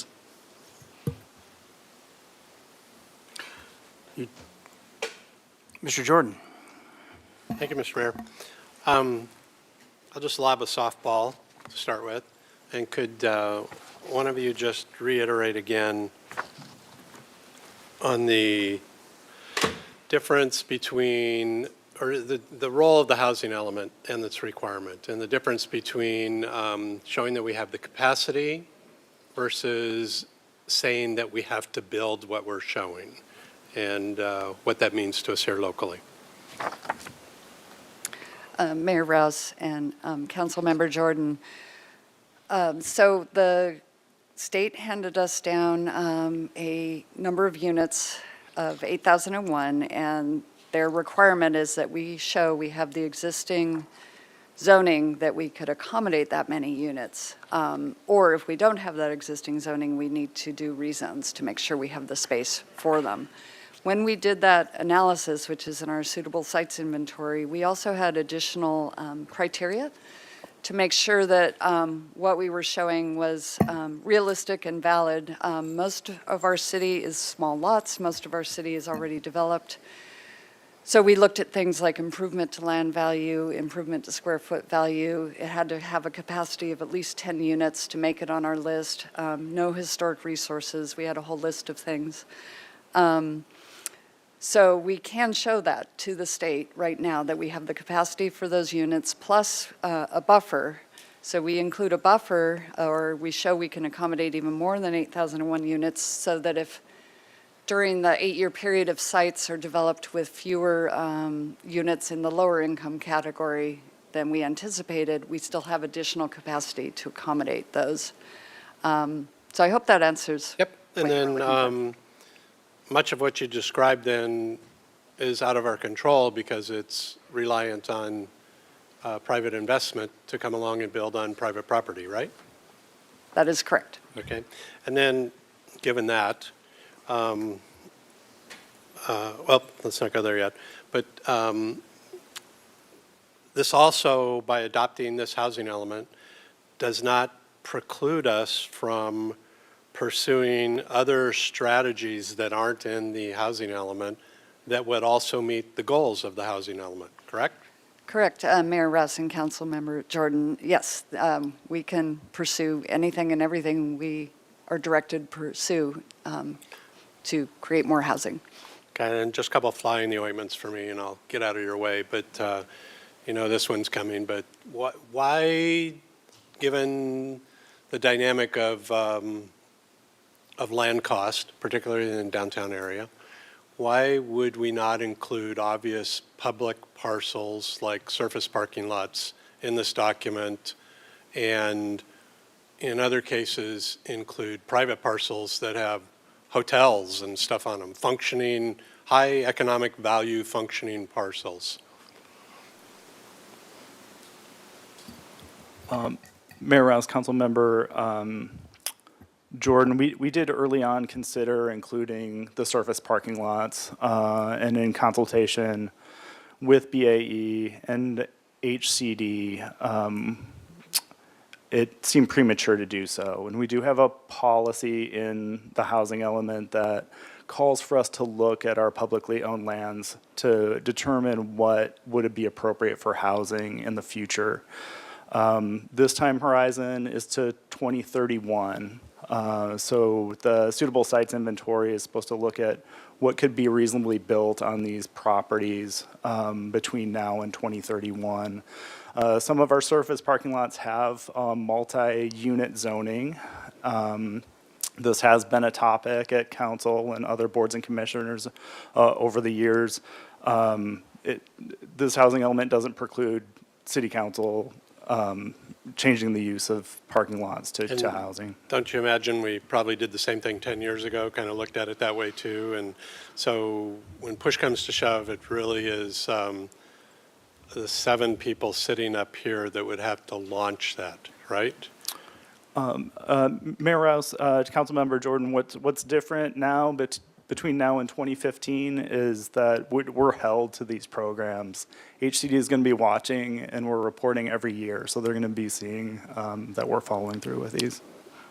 But given the financial dynamics, obviously we see success stories right down the street where we have the land, we have a partner that can build on that land, moves along much quicker than waiting for the presumption that somebody has a hotel, is going to knock down their hotel and rebuild something else, right? I mean, that makes sense to you, right?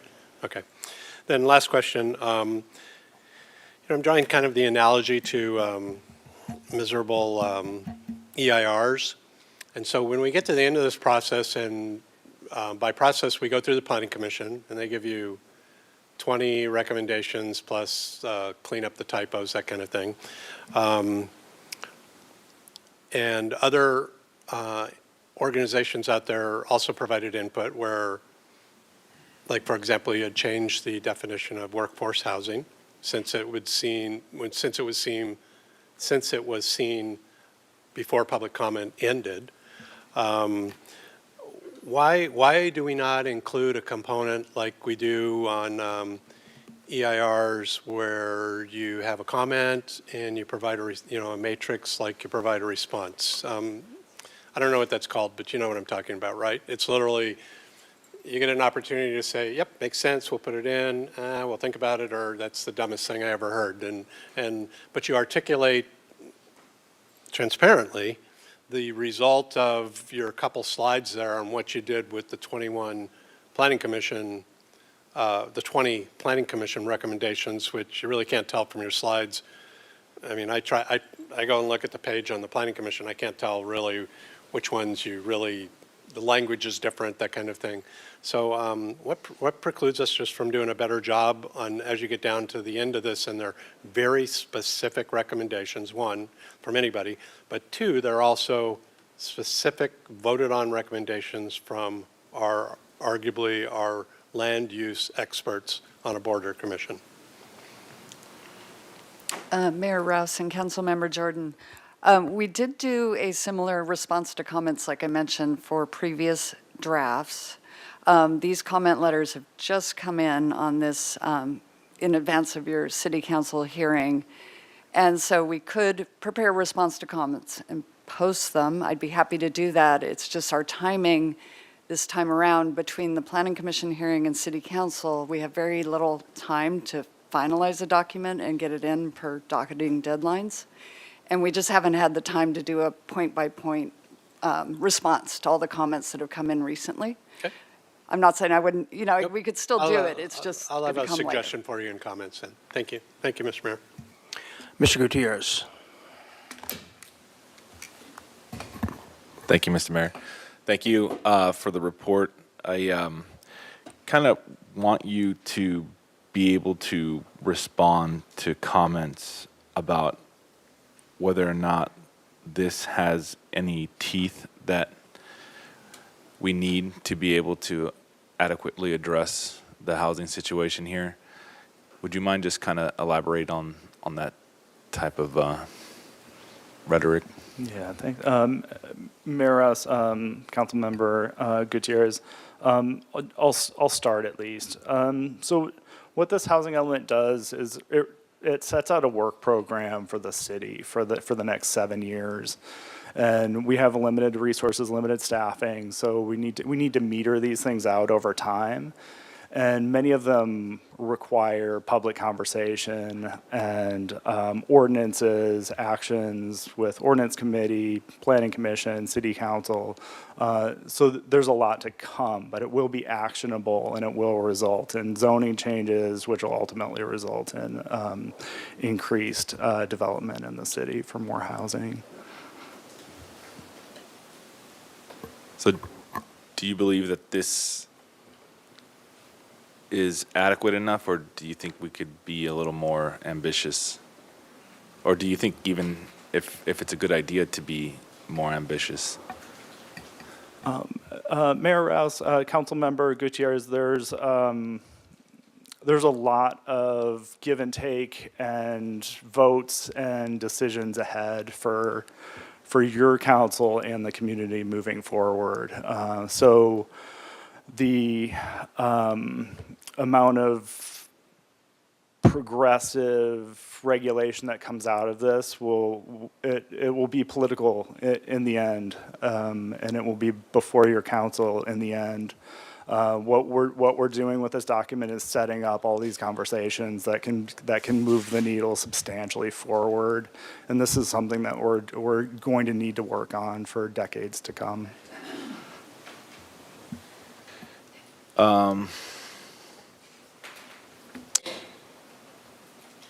Okay, so can you just elaborate on if we were, let's say, to be more aggressive with this, what type of danger would we unintentionally be entering if we were? Yes, Mayor Rouse, Councilmember Gutierrez, we will need implementation actions. So that'll be zoning ordinance amendments, which will require 5 votes of council. And it will be different members of council as we move through time. So we will need to be responsive to HCD, follow through on what we have in this document, but provide enough flexibility without tying council's hands moving forward. And addressing the entire timetable of this process, why did it play out the way that it did? I know that it's not necessarily your all's doing. I know the state had some play in it, but can you just break that down for us? Because some people are questioning why it got to the point where it is now. Yeah, Mayor Rouse, Councilmember Gutierrez, I'm happy to address that. It's an unusual beast, this housing element, especially this cycle of this housing element.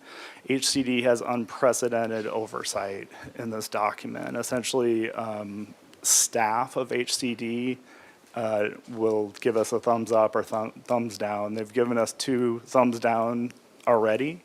And we finally got the thumbs up, ironically, during the Planning Commission meeting. They said that version of the housing element they were reviewing was good enough. So we have a balance right now that we're trying to strike in having a public conversation about this document and just getting it done and closing the faucet on builder's remedy and making additional funding available to the city. Do you, not to sound too out there, but do you think this was a ploy by the state to push it along this way, to apply pressure on us to make a decision Mayor Rouse, Councilmember Gutierrez, I honestly think HCD staff is doing the best that they can. It's tricky what they were given from the legislature, and many other jurisdictions are in the same boat as we are. So what the intention was behind all that, I don't know, but we've had a very good experience and a relationship with our reviewer, and I think they have been legitimately trying to help us through this process. Thank you. All right, if there are no further questions from council, we'll move to public comment. I have one speaker slip, Ben Romo.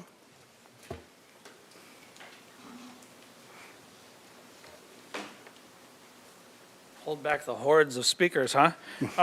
Thank you, Mr. Mayor, members of council. I just have a few points that I want to make. I want to make up front because I think they're the most important.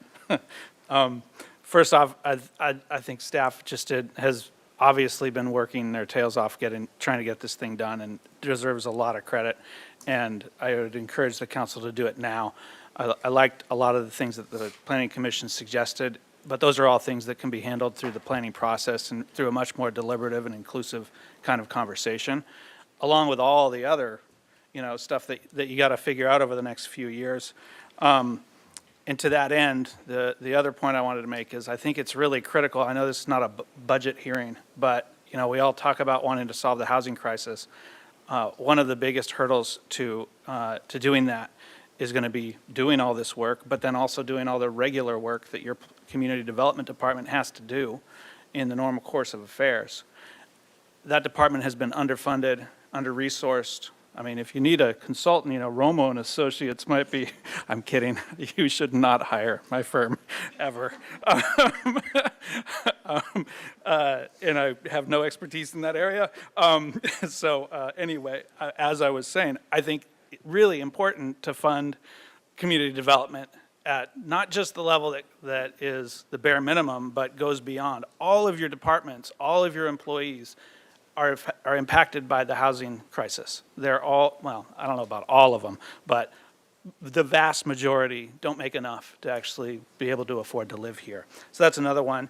I also am really, I've been harping on this adaptive reuse policy, which I'm very pleased to see it in there, very pleased that staff is supportive of it, and really want to see that pursued as quickly as possible.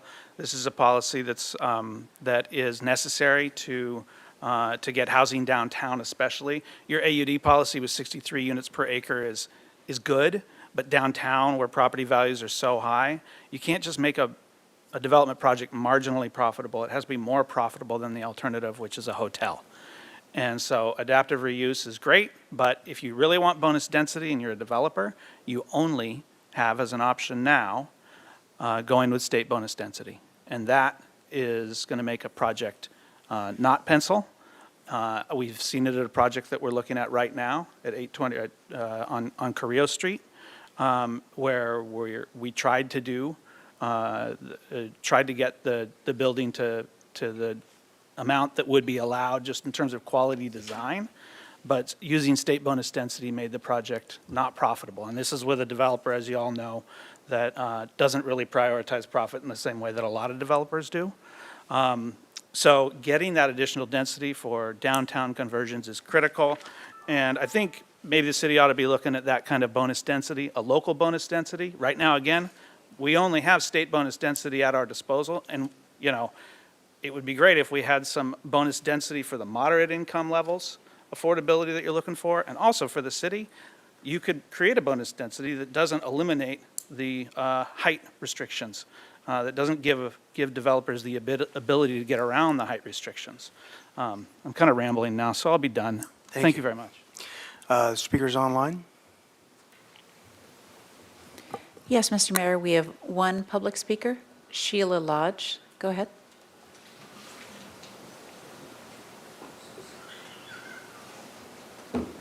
Good afternoon, Mayor Rouse and City Council members. I'm Sheila Lodge. I urge you to adopt the HE as fast as you can. It is the result of a lot of very hard work by staff, and they did a wonderful job. I'd also like to comment on 2 Planning Commission recommendations with which I did not agree, and on the priority of another. Planning Commission recommendation number 2 says broadly increase density only when tied to specific income categories. Planning Commission recommendation number 13 says prioritize deed-restricted affordable housing, with which I strongly agree, and allow developers to go higher than the base density and increase height. There is no need to increase density or height. By combining AU densities with state bonus densities, projects have been approved well over 63 dwelling units per acre, the current city maximum, numerous times. These include 116 East Coda, which is 117 dwelling units per acre, 115 West Anapamu, 122 dwelling units per acre, 428 Chapala, 75, 425 Garden, 96 dwelling units per acre. Except for sanctuary centers, all of those units are whose rent units are rent restricted affordable. These projects are within 45 to 52 feet in height. In addition, state law allows ADUs to be added to an AUD project. Not long ago, a proposal to construct a new 22-unit apartment building under the city's AUD program was before the PC. On the plans on each floor were 2 or 3 apartment-sized spaces that were labeled common storage. The developer acknowledged that those spaces would be made into ADUs once the project had its certificate of occupancy. The end result would be a density of 81 dwelling units per acre. Increased density and height simply are not needed. In addition, the city's experience has been that increased density does not mean that there will be increased affordability. The rents will continue to be what the market will bear. To achieve greater affordability, I urge you to give the highest priority in implementation to revision of the city's inclusionary ordinance. I asked the Goleta council member if Goleta's requirement of 20% inclusionary units had slowed development. He said no. Not only does Goleta require 20% affordability, it also requires that the 20% include units affordable in a range from extremely low income to moderate income households. To top this off, Goleta's highest density is 30 units per acre and its height limit is 30 feet, both half of Santa Barbara's. I urge that top priority be given in implementation to increasing the required number of inclusionary units to 20%. And again, I urge you to adopt the housing element. Thank you. Thank you. Are there further speakers online, Madam Clerk?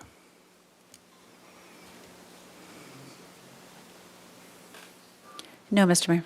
Okay, very good. We'll return to council for comments. Mr. Friedman. All right, thank you, Mr. Mayor. This is a long time coming in all these meetings, so I will try to be short on this end and try to, hopefully we can put a bow around it and send it back off to HCD. I first want to thank our staff, Mr. Gullett, Ms. Deisty, everyone, all of our CD staff who have been working on this. As we heard, we typically have a consultant. In this case, we didn't, so it was an undertaking that hasn't been done in our city in this type of manner before at probably the most complex time to do it. So big kudos to all of you for getting us here, and we're almost across the finish line, so I really appreciate it. It was a major effort. And with all that, it shows that why we need to adopt it tonight is we're already a year behind, so we've already lost a year of implementation that if we had been able to get that done last year, and again, there was forces outside of our control, so I'm not putting this on you in any way. It was major forces with HCD and everything. But we've already lost that year of implementation, which we need, so we can really start getting the type of housing that we want, where we want it, affordability levels. This is a work program, has been said, in the policies that we make and prioritize will be adjusted over time, and we need the flexibility that this provides us to take into account the actual conditions in our city as they will change between now and 2031, including public input. And also council members over time. There will be new council members here. There will be an entirely new council by 2031.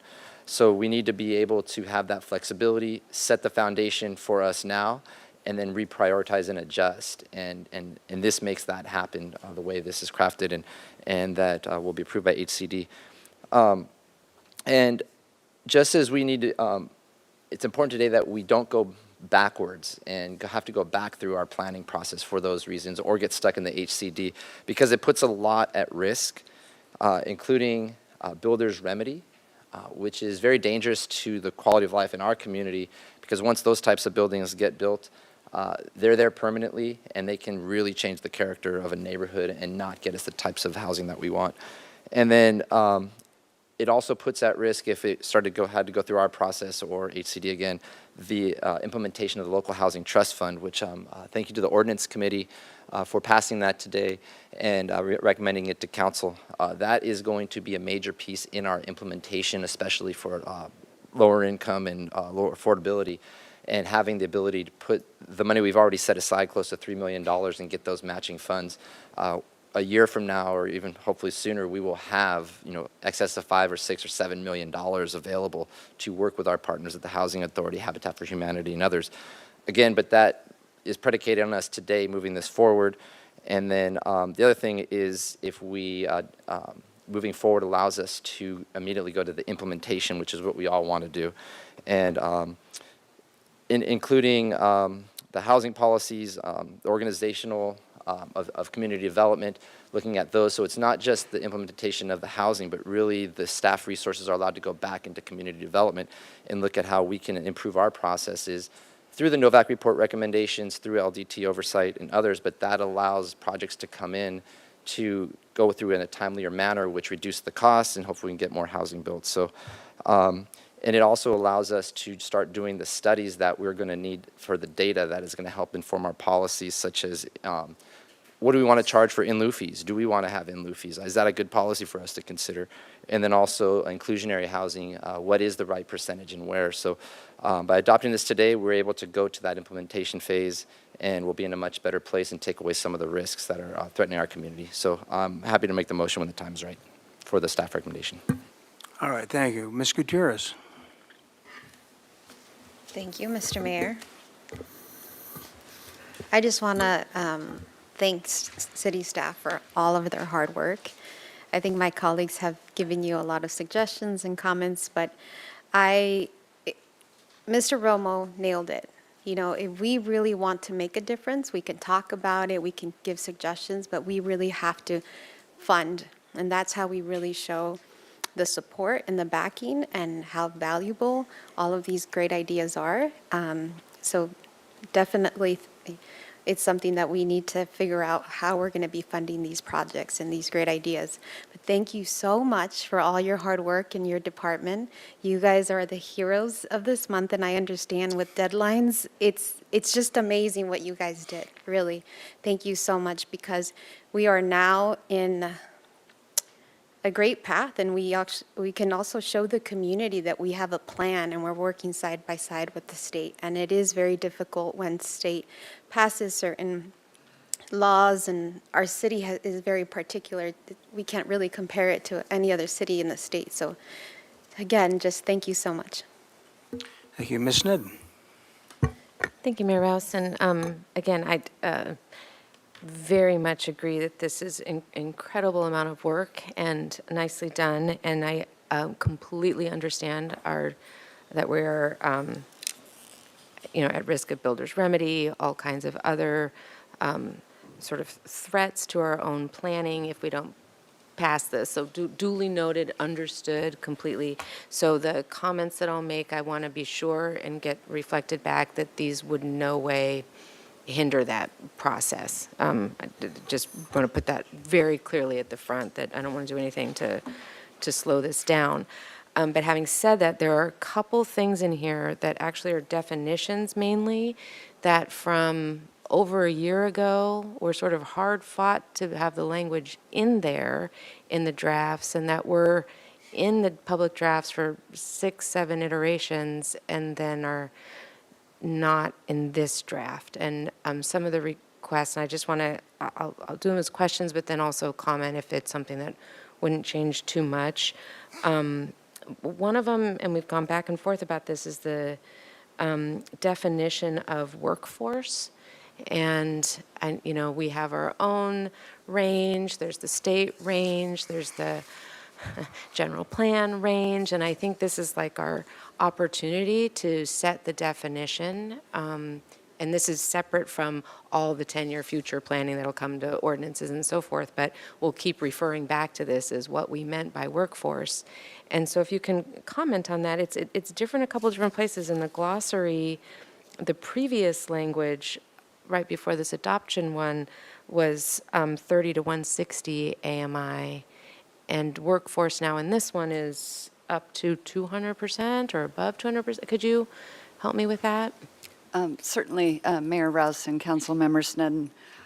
So the glossary was added in the second draft. There was public comment that they wanted a glossary, and so we provided that. And workforce housing terminology came under the heading of affordable housing, I believe. Then as we went through, so that'd be draft 2. To draft 3, in the meantime, there was a report made on the average unit size density incentive program, and that discussed workforce housing in a few places. And Mr. Gullett actually found that we have a definition. It's sort of buried in the general plan. It was in a separate definitions section of the general plan under the term affordable housing, and it describes workforce in the way that is now in the document you see before you today. The main reason I changed it is that your general plans are meant to be consistent with each other, and I wanted to make sure, I changed some other definitions in this version to be consistent with our zoning ordinance as well, so that they don't conflict. The term workforce housing has been discussed. In fact, I looked at the Planning Commission hearing where they talked about changes they wanted to see, future changes to the AED program, or it's now a program in our housing element called the Multi-Unit Housing Program. And Planning Commission members had perhaps 8 or so different ways they were describing workforce, so I think it requires more discussion at this point. I don't want to change the definition from what's in the general plan with our housing element. I think it's the next phase is to talk about it with the multi-unit housing program and settle on a definition that everyone can agree on. I also want to point out that the state does not recognize workforce as a income level or any kind of, they don't mention workforce in the state housing element law. It's not something that's important to the state. It's important to our city, but it's not something that the state requires of us. It's really our own definition and our own discussion. And so I feel like that's something that needs to happen, but with implementation of HE 10. Thank you. So then maybe if we took it out then, because if we put this in and it's then for the next 10 years, won't this now become our definition? And we've talked a lot about redefining what workforce is defined as, and we've said 30 to 160 AMI. So if we say in here, like, why name it as specifically up to 200% AMI? Why not just leave it as defined in the general plan? Or will this tie us to this, since it'll have HCD approval and then it's like a loop in the string? Mayor Rouse, Councilmember Sneddon, workforce includes 2 income categories that aren't included in our RENA. So our RENA stops at 120, and then it's above moderate beyond 120. Mm-hmm. So workforce includes that middle income, which goes to 160, and then up to 200. And as mentioned before, we do have inclusionary for ownership. So this is for subdivisions. And this is for subdivisions where you have a house on a lot. That's where our inclusionary references the upper middle, which is up to 200. But beyond that, we don't have much in terms of regulation or policy that addresses that category. Because there are different definitions and different groups, I do recommend moving away from workforce and using either just the income categories or some other term that we can define. But the up to 200 is currently defined in our general plan, so we would have to amend that if we want to stick with it and change that number. So I guess that's a question to my colleagues, whether we want to have this codified as our definition of workforce. When we've talked about others, and maybe if it's just left out, the number isn't specifically specified in here, or if you're saying it doesn't matter to the state, the definition of workforce, I don't know, that's a big question. I mean, 200% is not a number we've previously been comfortable with, so I don't know what to do exactly with that, but that's one comment or question. And then the other is something that just was notable that well, I'll save that one. I'll just go in order. So in the RENA definitions, that was my one question about workforce, and then it's defined in there between very low, low, and moderate, but then above moderate being defined as market rate. Is that the definition we want to move forward, that above 200% is market rate? I'm just concerned about us being too tied in by some of these definitions, they do stand out as different from ways we've referred to these things in the past. It's Mayor Rouse, Councilmember Sneddon. I discourage putting a number on market rate. I think it's what is not subsidized. Okay. People are paying. Okay, I think that's good. Okay, so, well, I'll keep going back to that workforce being up to 200% as high. So then in the glossary, I like the definition of community priority project. I'm wondering why not also have a definition of community benefit. We define it in a footnote later on page 61. And I actually wanted to ask about that definition. Maybe we'll just go right there to page 61, where at the bottom it defines priority housing as rental, employer-sponsored, or limited equity housing cooperative. And that's another area where I think Planning Commission, Council, we've said that simply being a rental property doesn't define it as community benefit. Mayor Rouse and Councilmember Sneddon, so that section you're referring to is the government constraints section. And the footnote in the definition is just following what is in Title 30 at the moment. So it's describing the existing setting and the existing governmental constraints. And so it, in Title 30, a community benefit housing project is also described as priority housing, which currently says rental, employee-sponsored, and limited equity. So it's just repeating what's really in Title 30 right now. I know it's been a topic of discussion to change what falls under community benefit, and that's also something we intend to work on with the multi-unit housing program in the housing element. It's come up a lot. So again, that's sort of just describing the existing setting. This is what Title 30 says right now.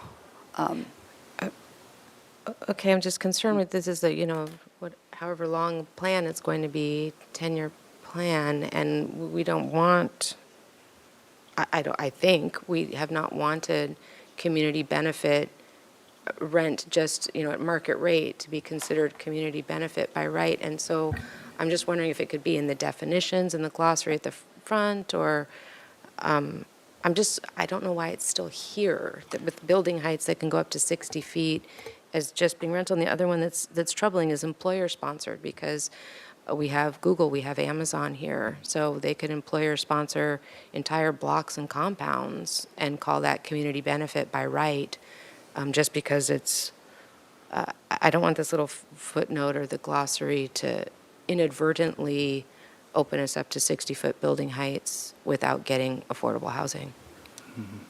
Mayor Rouse, Councilmember Sneddon, we were before your council in February 2022 and talked about community benefit a bit while we were contemplating FAR, and that conversation was to figure out what to include in our environmental review for housing element implementation. So we've heard from council and planning commission that community benefit needs to be revisited. We have zoning ordinance amendments for multi-unit housing that we're working on, and that would be the place to address that most clearly. But it's still in here. It's in here because it's describing the existing setting. We fully intend and have discussed with HCD that we will be changing the zoning ordinance, so that it's okay. So passing this, I'm just really uncomfortable passing this where it continues to say that community benefit is rental or employer-sponsored, and you can go up to 60 feet, but I guess because we've had conversations with HCD, we won't be held to that, or? It's reflective of current law, so that is what is in our zoning ordinance right now. Oh, okay. I feel like we've asked a lot of times for it not to be in our zoning ordinance, but. Yeah, it's, we're going to be working on multi-unit regulations, and I think it's Q2 of 2024, so it's coming soon. Okay, so we don't want to put our own definition in the glossary of what we mean by community benefit? I mean, we have community priority project. Should we also have community, what we define as community benefit? Or you can tell me no. I'm genuinely asking. Mayor Rouse, council member Seddon, absolutely we want to change this. We've heard different ideas about what it should be, and it deserves a robust community discussion on what that is. I do recall when AUD came through initially, like employer-sponsored housing was one of the big dreams of AUD. Okay, thank you. Okay, I guess if we're in comments here too, I'll just keep going through. That table 1 on page XIII, really excellent table, showing though how far behind we are in the very low 87%, low 84%, moderate 98%, but in above moderate remaining is only 2%. So that's like, 98% success rate for above moderate. So I'll make the comment that this is not where we need to concentrate our incentives and efforts. We're getting an A+ in that range, and still in the very low and moderate. I just can't say enough that that's where our efforts need to be in my comments. I've already made the comment about under preserve existing housing, and it has listed hotels and short-term rentals, so I think that means limit hotels and limit short-term rentals.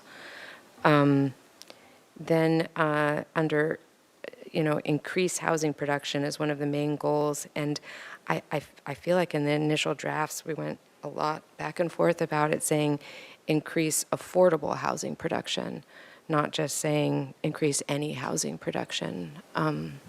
Because it's not all, these are my comments, that not all equal, not just any housing, but very particularly affordable housing. I want to highlight on page 24 the rent burden numbers, and again, it's in the charts, but in 30% or 50% range, extremely low 74% are rent burden, very low 78%, low 80%, moderate 60%, and then above moderate. If you go over 50%, it's 2% of people are extremely rent burdened. So again, the above moderate is doing quite well, and it's the other categories, below moderate. So just again, I made the comment before, concentrating on above moderate, and it's throughout the document. I don't think is where we really need to be focusing. On the building heights on page 61, the idea that 60 feet for community benefit, and then it's defined there as priority housing. It doesn't say anything about that being affordable. It's rental or employer sponsored. Nothing about it says affordable. And again, above moderate is not the area where we need help. I would ask on page 94, and I sent this all in email to you previously too. It describes that the Barbareño Chumash were here, and they're still here, and very sensitive to that language that it needs to reflect that. And then thank you for the attention to the environmental constraints and really listing them out. There are so many, and I do think it's important that it's in this document, that those are acknowledged. And also for the opportunities for energy conservation. For pages B6 and B7, B8, these maps of the history and fair housing issues, so appreciative of this and the language in there used to describe the housing practices and policies that have been racially, have caused severe racial divide and implications in our community. And again, listing so many groups of history here, but also include Chumash where appropriate. And the other maps on B37, B38, the racially concentrated areas of affluence, is really clear that we're still experiencing really two different cities. And really, segregation is strongly delineated there in those maps. And I think that, it's in an appendix in there, and those maps are really powerful, and especially the one about how many are rent burdened throughout the city, and it's basically literally the entire city is rent burdened between 30 and 50 or over 50%. I already made my comment about the ADUs where you answered that question about that. So I don't know, those are two really, really big ones to me, is the sort of definition of workforce, but also the community benefit and the 60-foot. I would had really hoped that by this point that would have been not codified for the next time period, but it's really excellent document. Mayor Rouse, Councilmember Snedden, Director Isaacson had a suggestion for the workforce housing that I thought might help alleviate some problems. His suggestion was the purpose of that definition is through the general plan, and Mr. Gull can correct me if I'm wrong, is generally intended to be for sale housing units. We could possibly put some language in there that clarifies that it's for specific, that definition specifically applies to for sale units. Mr. Jordan. Thank you, Mr. Mayor. It's all sobered up a little. I think we all need Alice to come in and sing again, maybe, right? No? No? I'm ready to go. So I'll have a couple comments, but I agree that time to go. This is cooked. We need to get it there. We've got other things that need to fall in place behind it, the Housing Trust Fund, and this is sort of the second one I've lived through, and I'd like to see this one be more of a launch pad than a destination. The last one to me was kind of a launch pad, so that's kind of where my comments lie. But I think so. A couple of suggestions I'll have, and one specific to stuff like comments late in the game before adoption or with changes you've made, and in particular just in respect to and with respect to the Planning Commission. So you put the Planning Commission in a position where they have to go through a hearing, and they come up with 20 things, and for whatever reason, I like their stuff, I like your stuff, but there's no real formal response to those suggestions of that, yeah, we had adopted it, it's right here. No, we're not adopting it, and here's why, or whatever all the other nuances are, like this is already baked in, see this section, that kind of thing. And I think that this is the second meeting I've been on this subject where it's been time sensitive. You have to do it right now.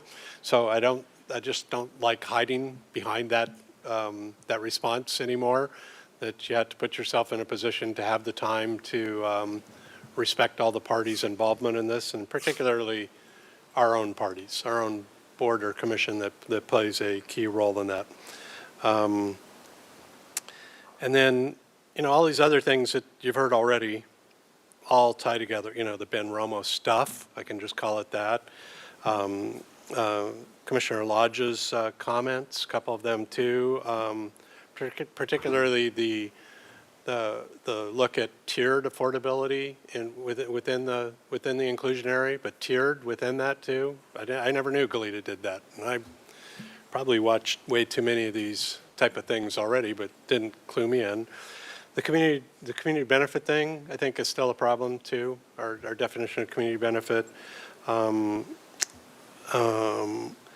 I think one of the outcomes of this should be, again,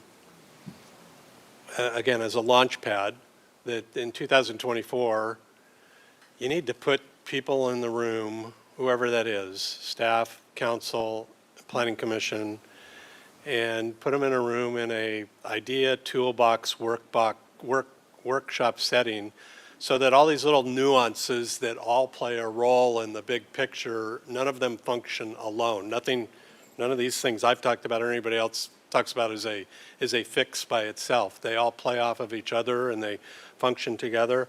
They all need to be kind of talked around and thrown around and stuck up on the wall at the same time.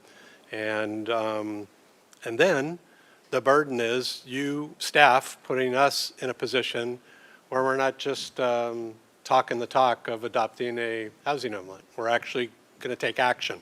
I can't tell you how many meetings I've been in between Planning Commission and here where everybody sitting up here can nod and say the same thing, but nobody actually directs staff to do something.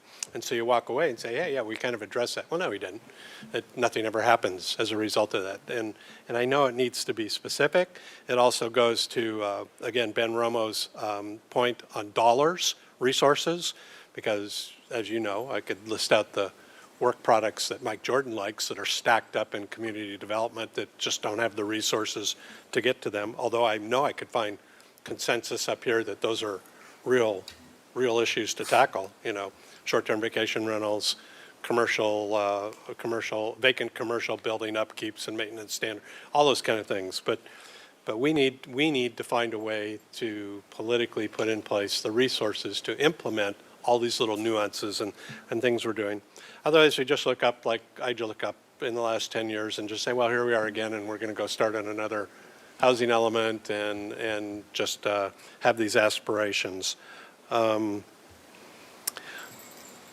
Just because Eric's already talked, I'll do my impression of yours, but you've heard this one before. It's Jerry Brown 1.0, first term as governor, first term as 2 terms of governor.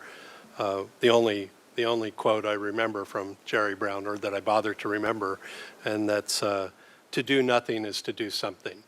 And so we can do something here, but if it's actually not doing anything, it's doing something without accomplishing what we want to do.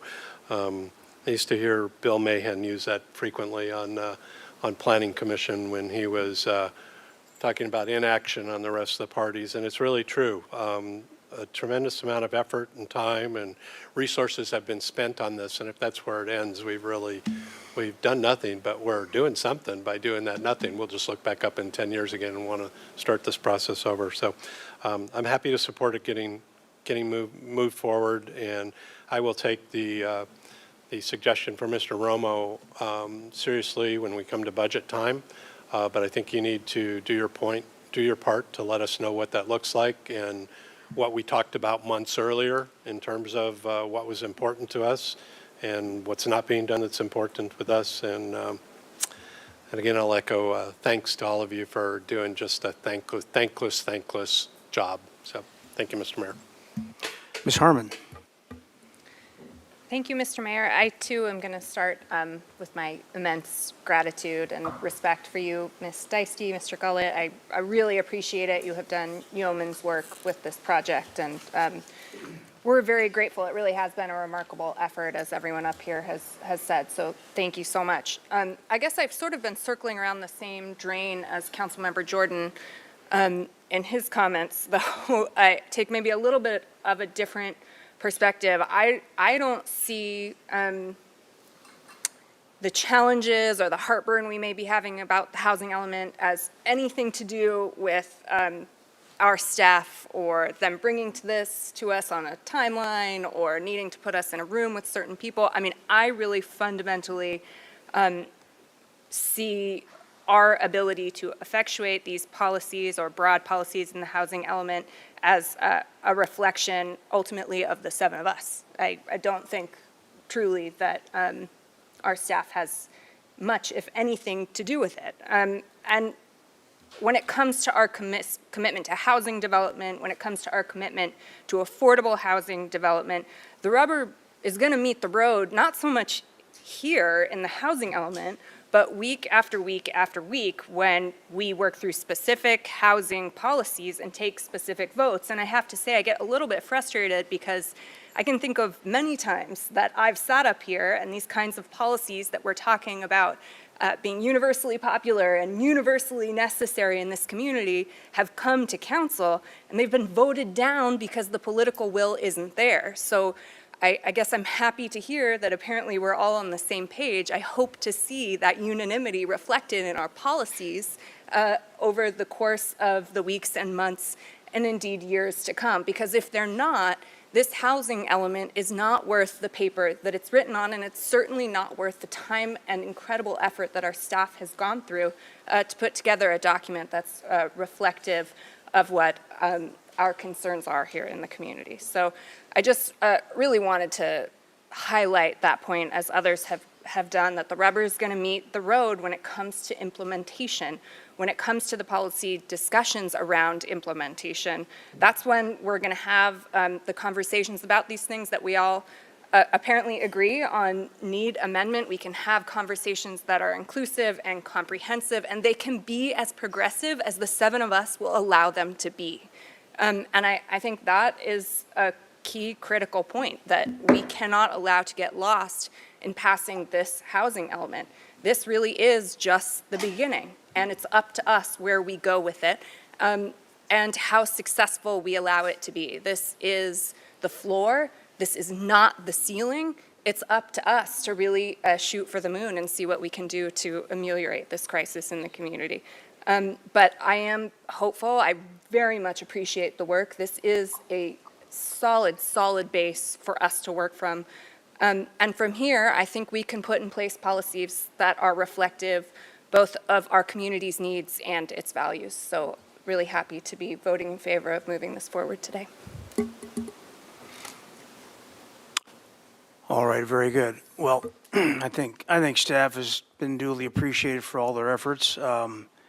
This document is one that by nature does not need to be precise. It needs to be flexible. It needs to be nimble going forward. It's not a construction document. It's a compliance document. Let's face it. Our planning can go forward, but we need to have the flexibility, the options going forward, because the future is not as predictable as we like to think it is. So, and speaking of the future and the prediction, I'm not particularly great at predicting what this council will do from time to time, but I certainly hope, I'm really hoping that we can stamp this with our seal of unanimous approval for and recognizing staff's efforts, which I think were exemplary. So with that, I will entertain a motion from Mr. Friedman, it looks like.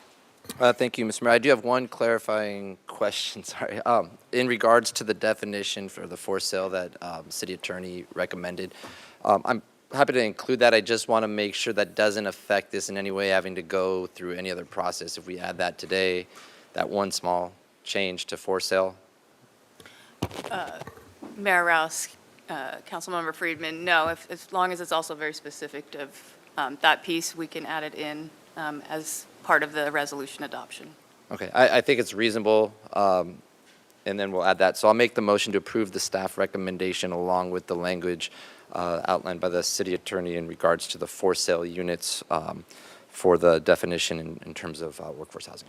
Okay, And motion can by you Friedman. maybe read I'll that second. language in? I'll second.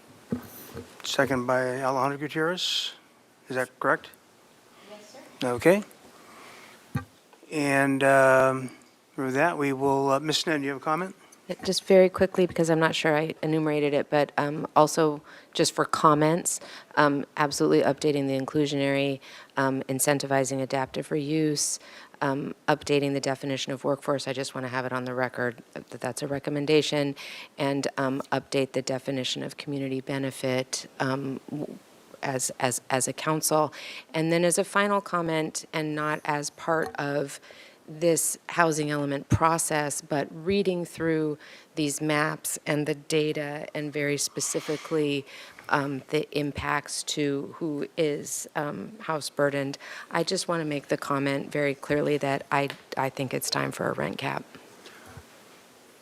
All right, very good. Once again, Mayor comments for the record and not for the motion, correct? Mayor Rouse, Ms. just Ostrander. to be clear, I wasn't sure if Councilmember Friedman's motion also included what Councilmember Sneddon had referenced on page Roman numeral 14, the fifth bullet point regarding the language that says to limit hotels and short-term rentals. Are we doing a slippery slope thing here, or are we going to, once again, I don't want to. No, Yeah, it was it's a mistake. okay. Okay, so it can be a clerical correction without risking the status of this approval. For the I'll be record, 100% sure of that. For the record, I see our community development director giving his approval on that. Okay. So, yeah, that, we'll add that as well, since it's a clerical change. Okay, so Madam Clerk or the city attorney, are we clear on the motion then? I can state it, Mr. Mayor, and then please correct me as appropriate. Motion by Councilmember Friedman, seconded by Councilmember Alejandro Gutierrez, to approve the recommended action, including the language regarding for sale units as explained by the Assistant City Attorney. Okay. Okay, And the hotel clarification language. Adding the word limit to that clause in there, limit short-term rentals and hotels. On page Roman numeral 14. And encourage.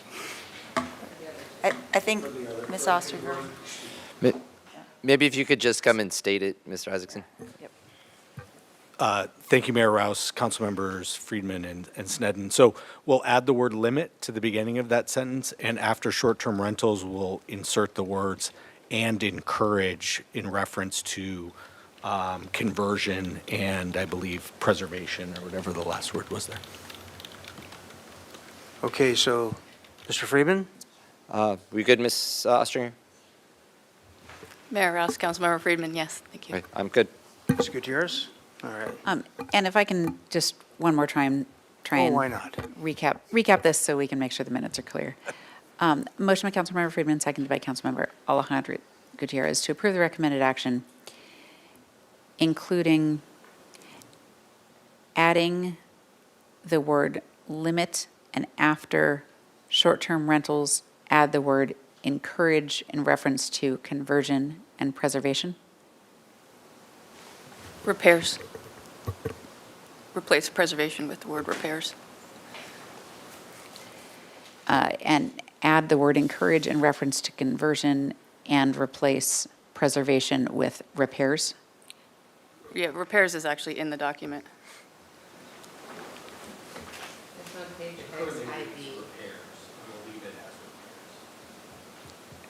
Okay.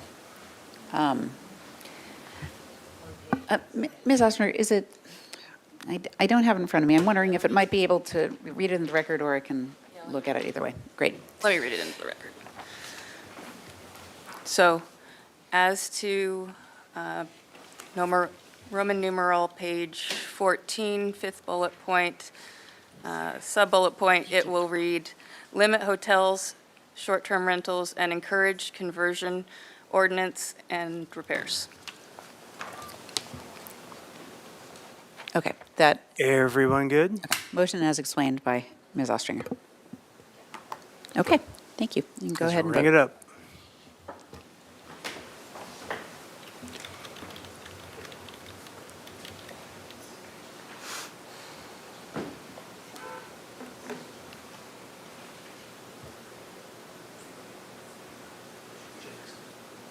Did you have the votes in front of you? Yeah. Let me see what I can see. Not a good It's time getting for there. this to go down.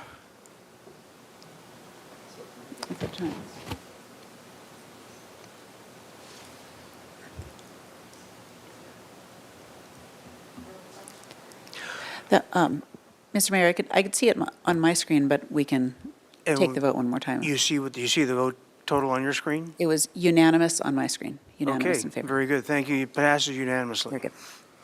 I'm taking your word for it. Very good.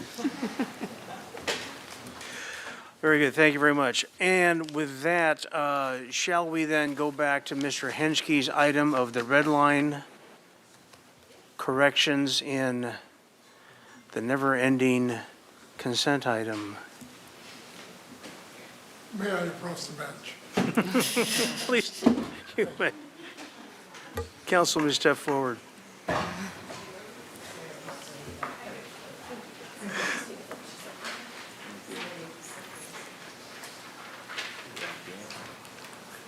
Thank you, bailiff.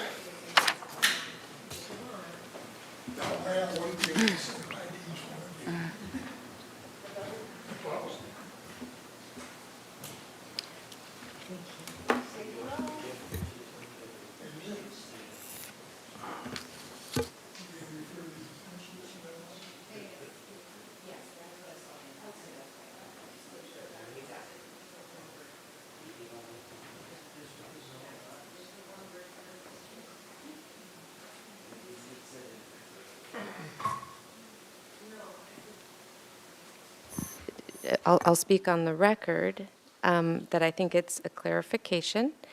I think, excuse me, the clerk should reopen Oh, this sorry. item first. Very good.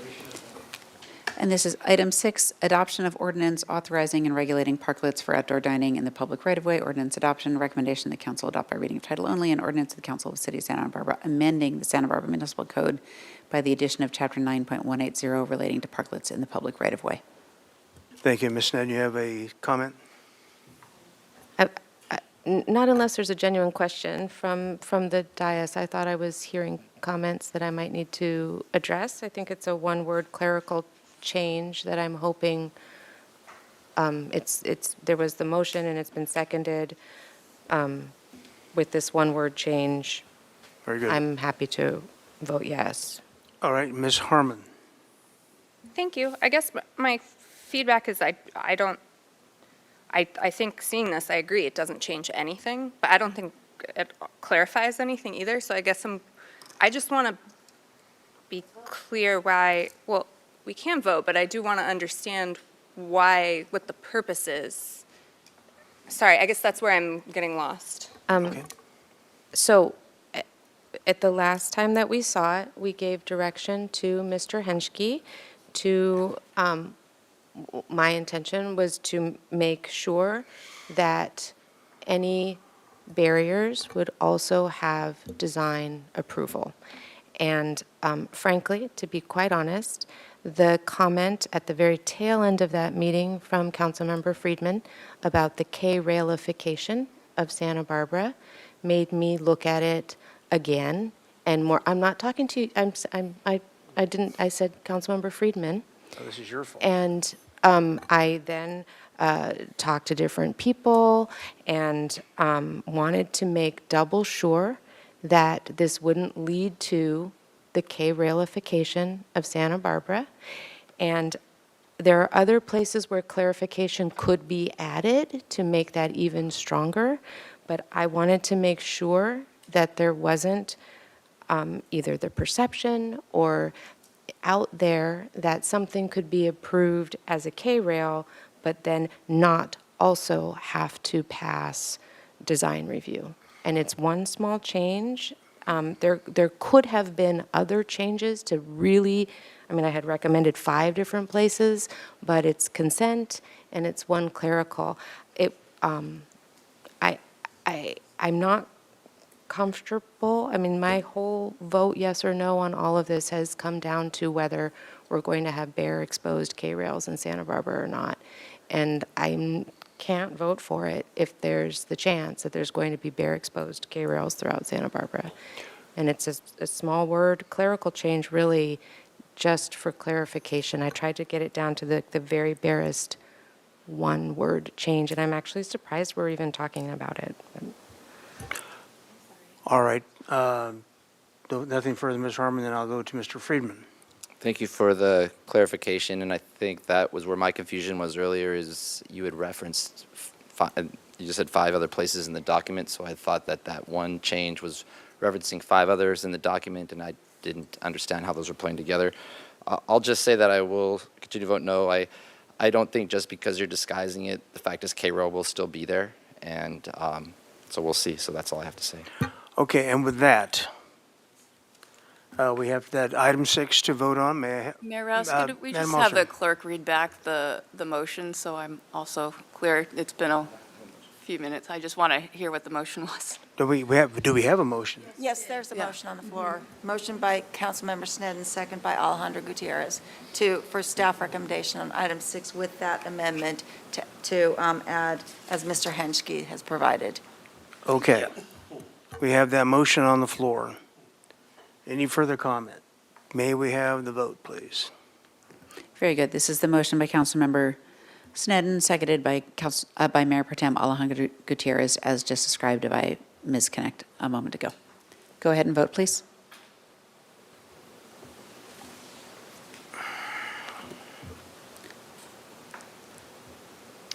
Motion fails. 5-2. Passes, I mean, Passes. whatever. Fails in my mind. And What fails is the logic behind all this.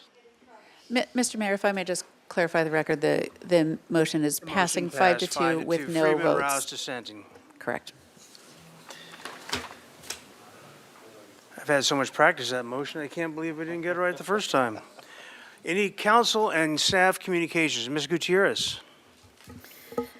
I would like to share and thank Councilmember Gutierrez for coming out to a community event I had at the Casa de la Raza with the local rapper, Sad Boy. He decided to give back to the community, and he threw a small little concert, and we had resources for the families and children. And it was a really well-attended event. I want to thank the Youth Maker Market for attending, and SB Merge, and it was an event that I hadn't seen in many, many years, and hopefully the city next time will come together and provide more events to get the children and family out of the neighborhoods and maybe into the downtown so they can embrace the entire city. The Christmas parade on Milpas was great. Thank you for everybody that showed up. It was a community effort. I would like to acknowledge my friend Nancy, who's here from San Francisco, that came all the way from San Francisco to help me this weekend, so thank you so much. All right, very good. Mr. Friedman? Thank you. I just wanted to, a couple events I went to the SenCal Health 40th anniversary celebration, and that's a very important organization within our county. Tens of thousands of individuals have health care coverage, individuals, families, children, through SenCal Health, and congratulations to them for setting a model that has been replicated throughout the state on how to provide health care to those who don't have access to it. I also attended the Coastal Housing Coalition, had their housing conference here. And congratulations to Mr. Stephen Americano, former city attorney, among other things, who received a Lifetime Achievement Award. Well, I have that right, but it was good to see him back in action, addressing that whole conference, addressing many of the issues we were talking about today through the housing element. Also attended the Beacon Board of Directors meeting. And then I would like to recognize the passing of David Krieger, who was an important community member here and founded the Nuclear Age Peace Foundation. And was a man that had many follow him and dedicated to peaceful solutions, especially in the nuclear age. So I did read that he had passed away and wanted to recognize him for his contributions in promoting peace throughout the world. Thank you. Thank you. Ms. Sneddon? Thank you, Mayor Rouse. Attended with you and your excellent comments, ribbon cutting, battery storage at Cater water treatment plant, which adds to resilience and sustainability in our community. Attended Mr. Henschke's retirement party, which really highlighted how supported he is. Thank you to the Independent for hosting their holiday party, and TVSB also for holiday party. I attended the Grace Fisher Winter Showcase. what an uplifting event for the whole community. I will voice right here, though, extreme disappointment that there was no ramp out in the drop-off or pickup when that is a community event specifically inviting and celebrating members of our community who may not be able to walk up a step. So that was a little disappointing, but the event itself was magical. Attended Dem Women Holiday Party, our own city Parade of Lights, really fantastic, and the fireworks. And I would also like to voice appreciation for David Krieger.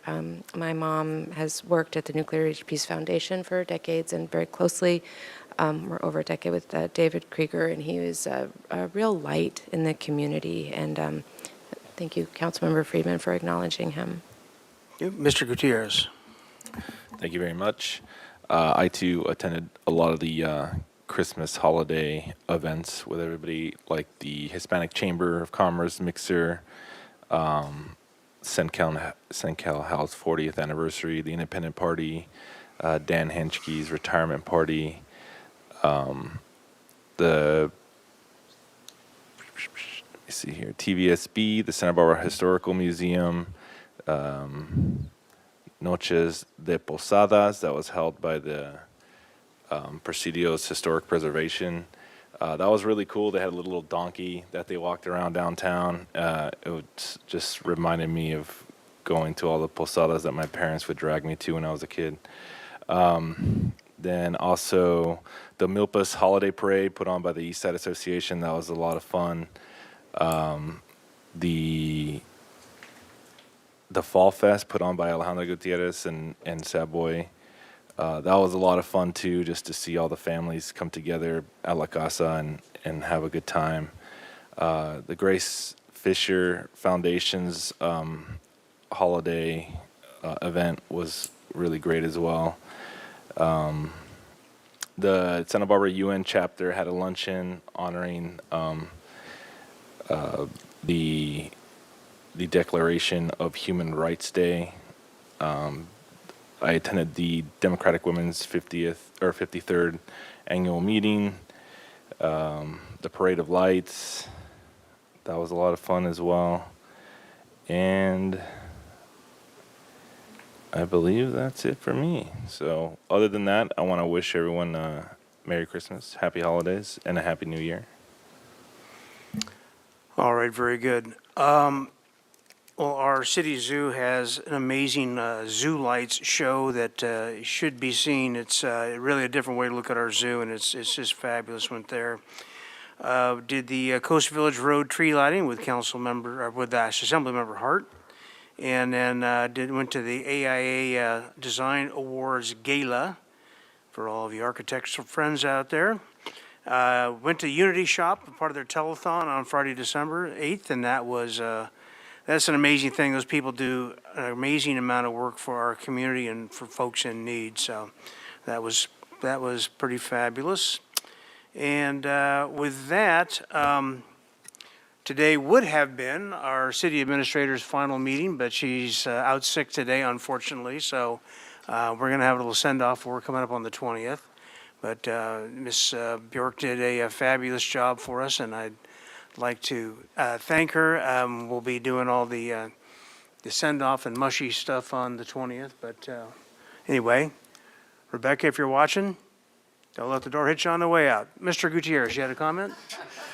Yeah, I also want to give thanks to Rebecca for all the decades of service to our community, and I'm a little conflicted because you picked your retirement date party on my 40th birthday, but I'm going to try to make an appearance. So yeah, congratulations and thank you for everything. With that, I'll just say happy holidays to all of Santa Barbara, and we'll see you next year.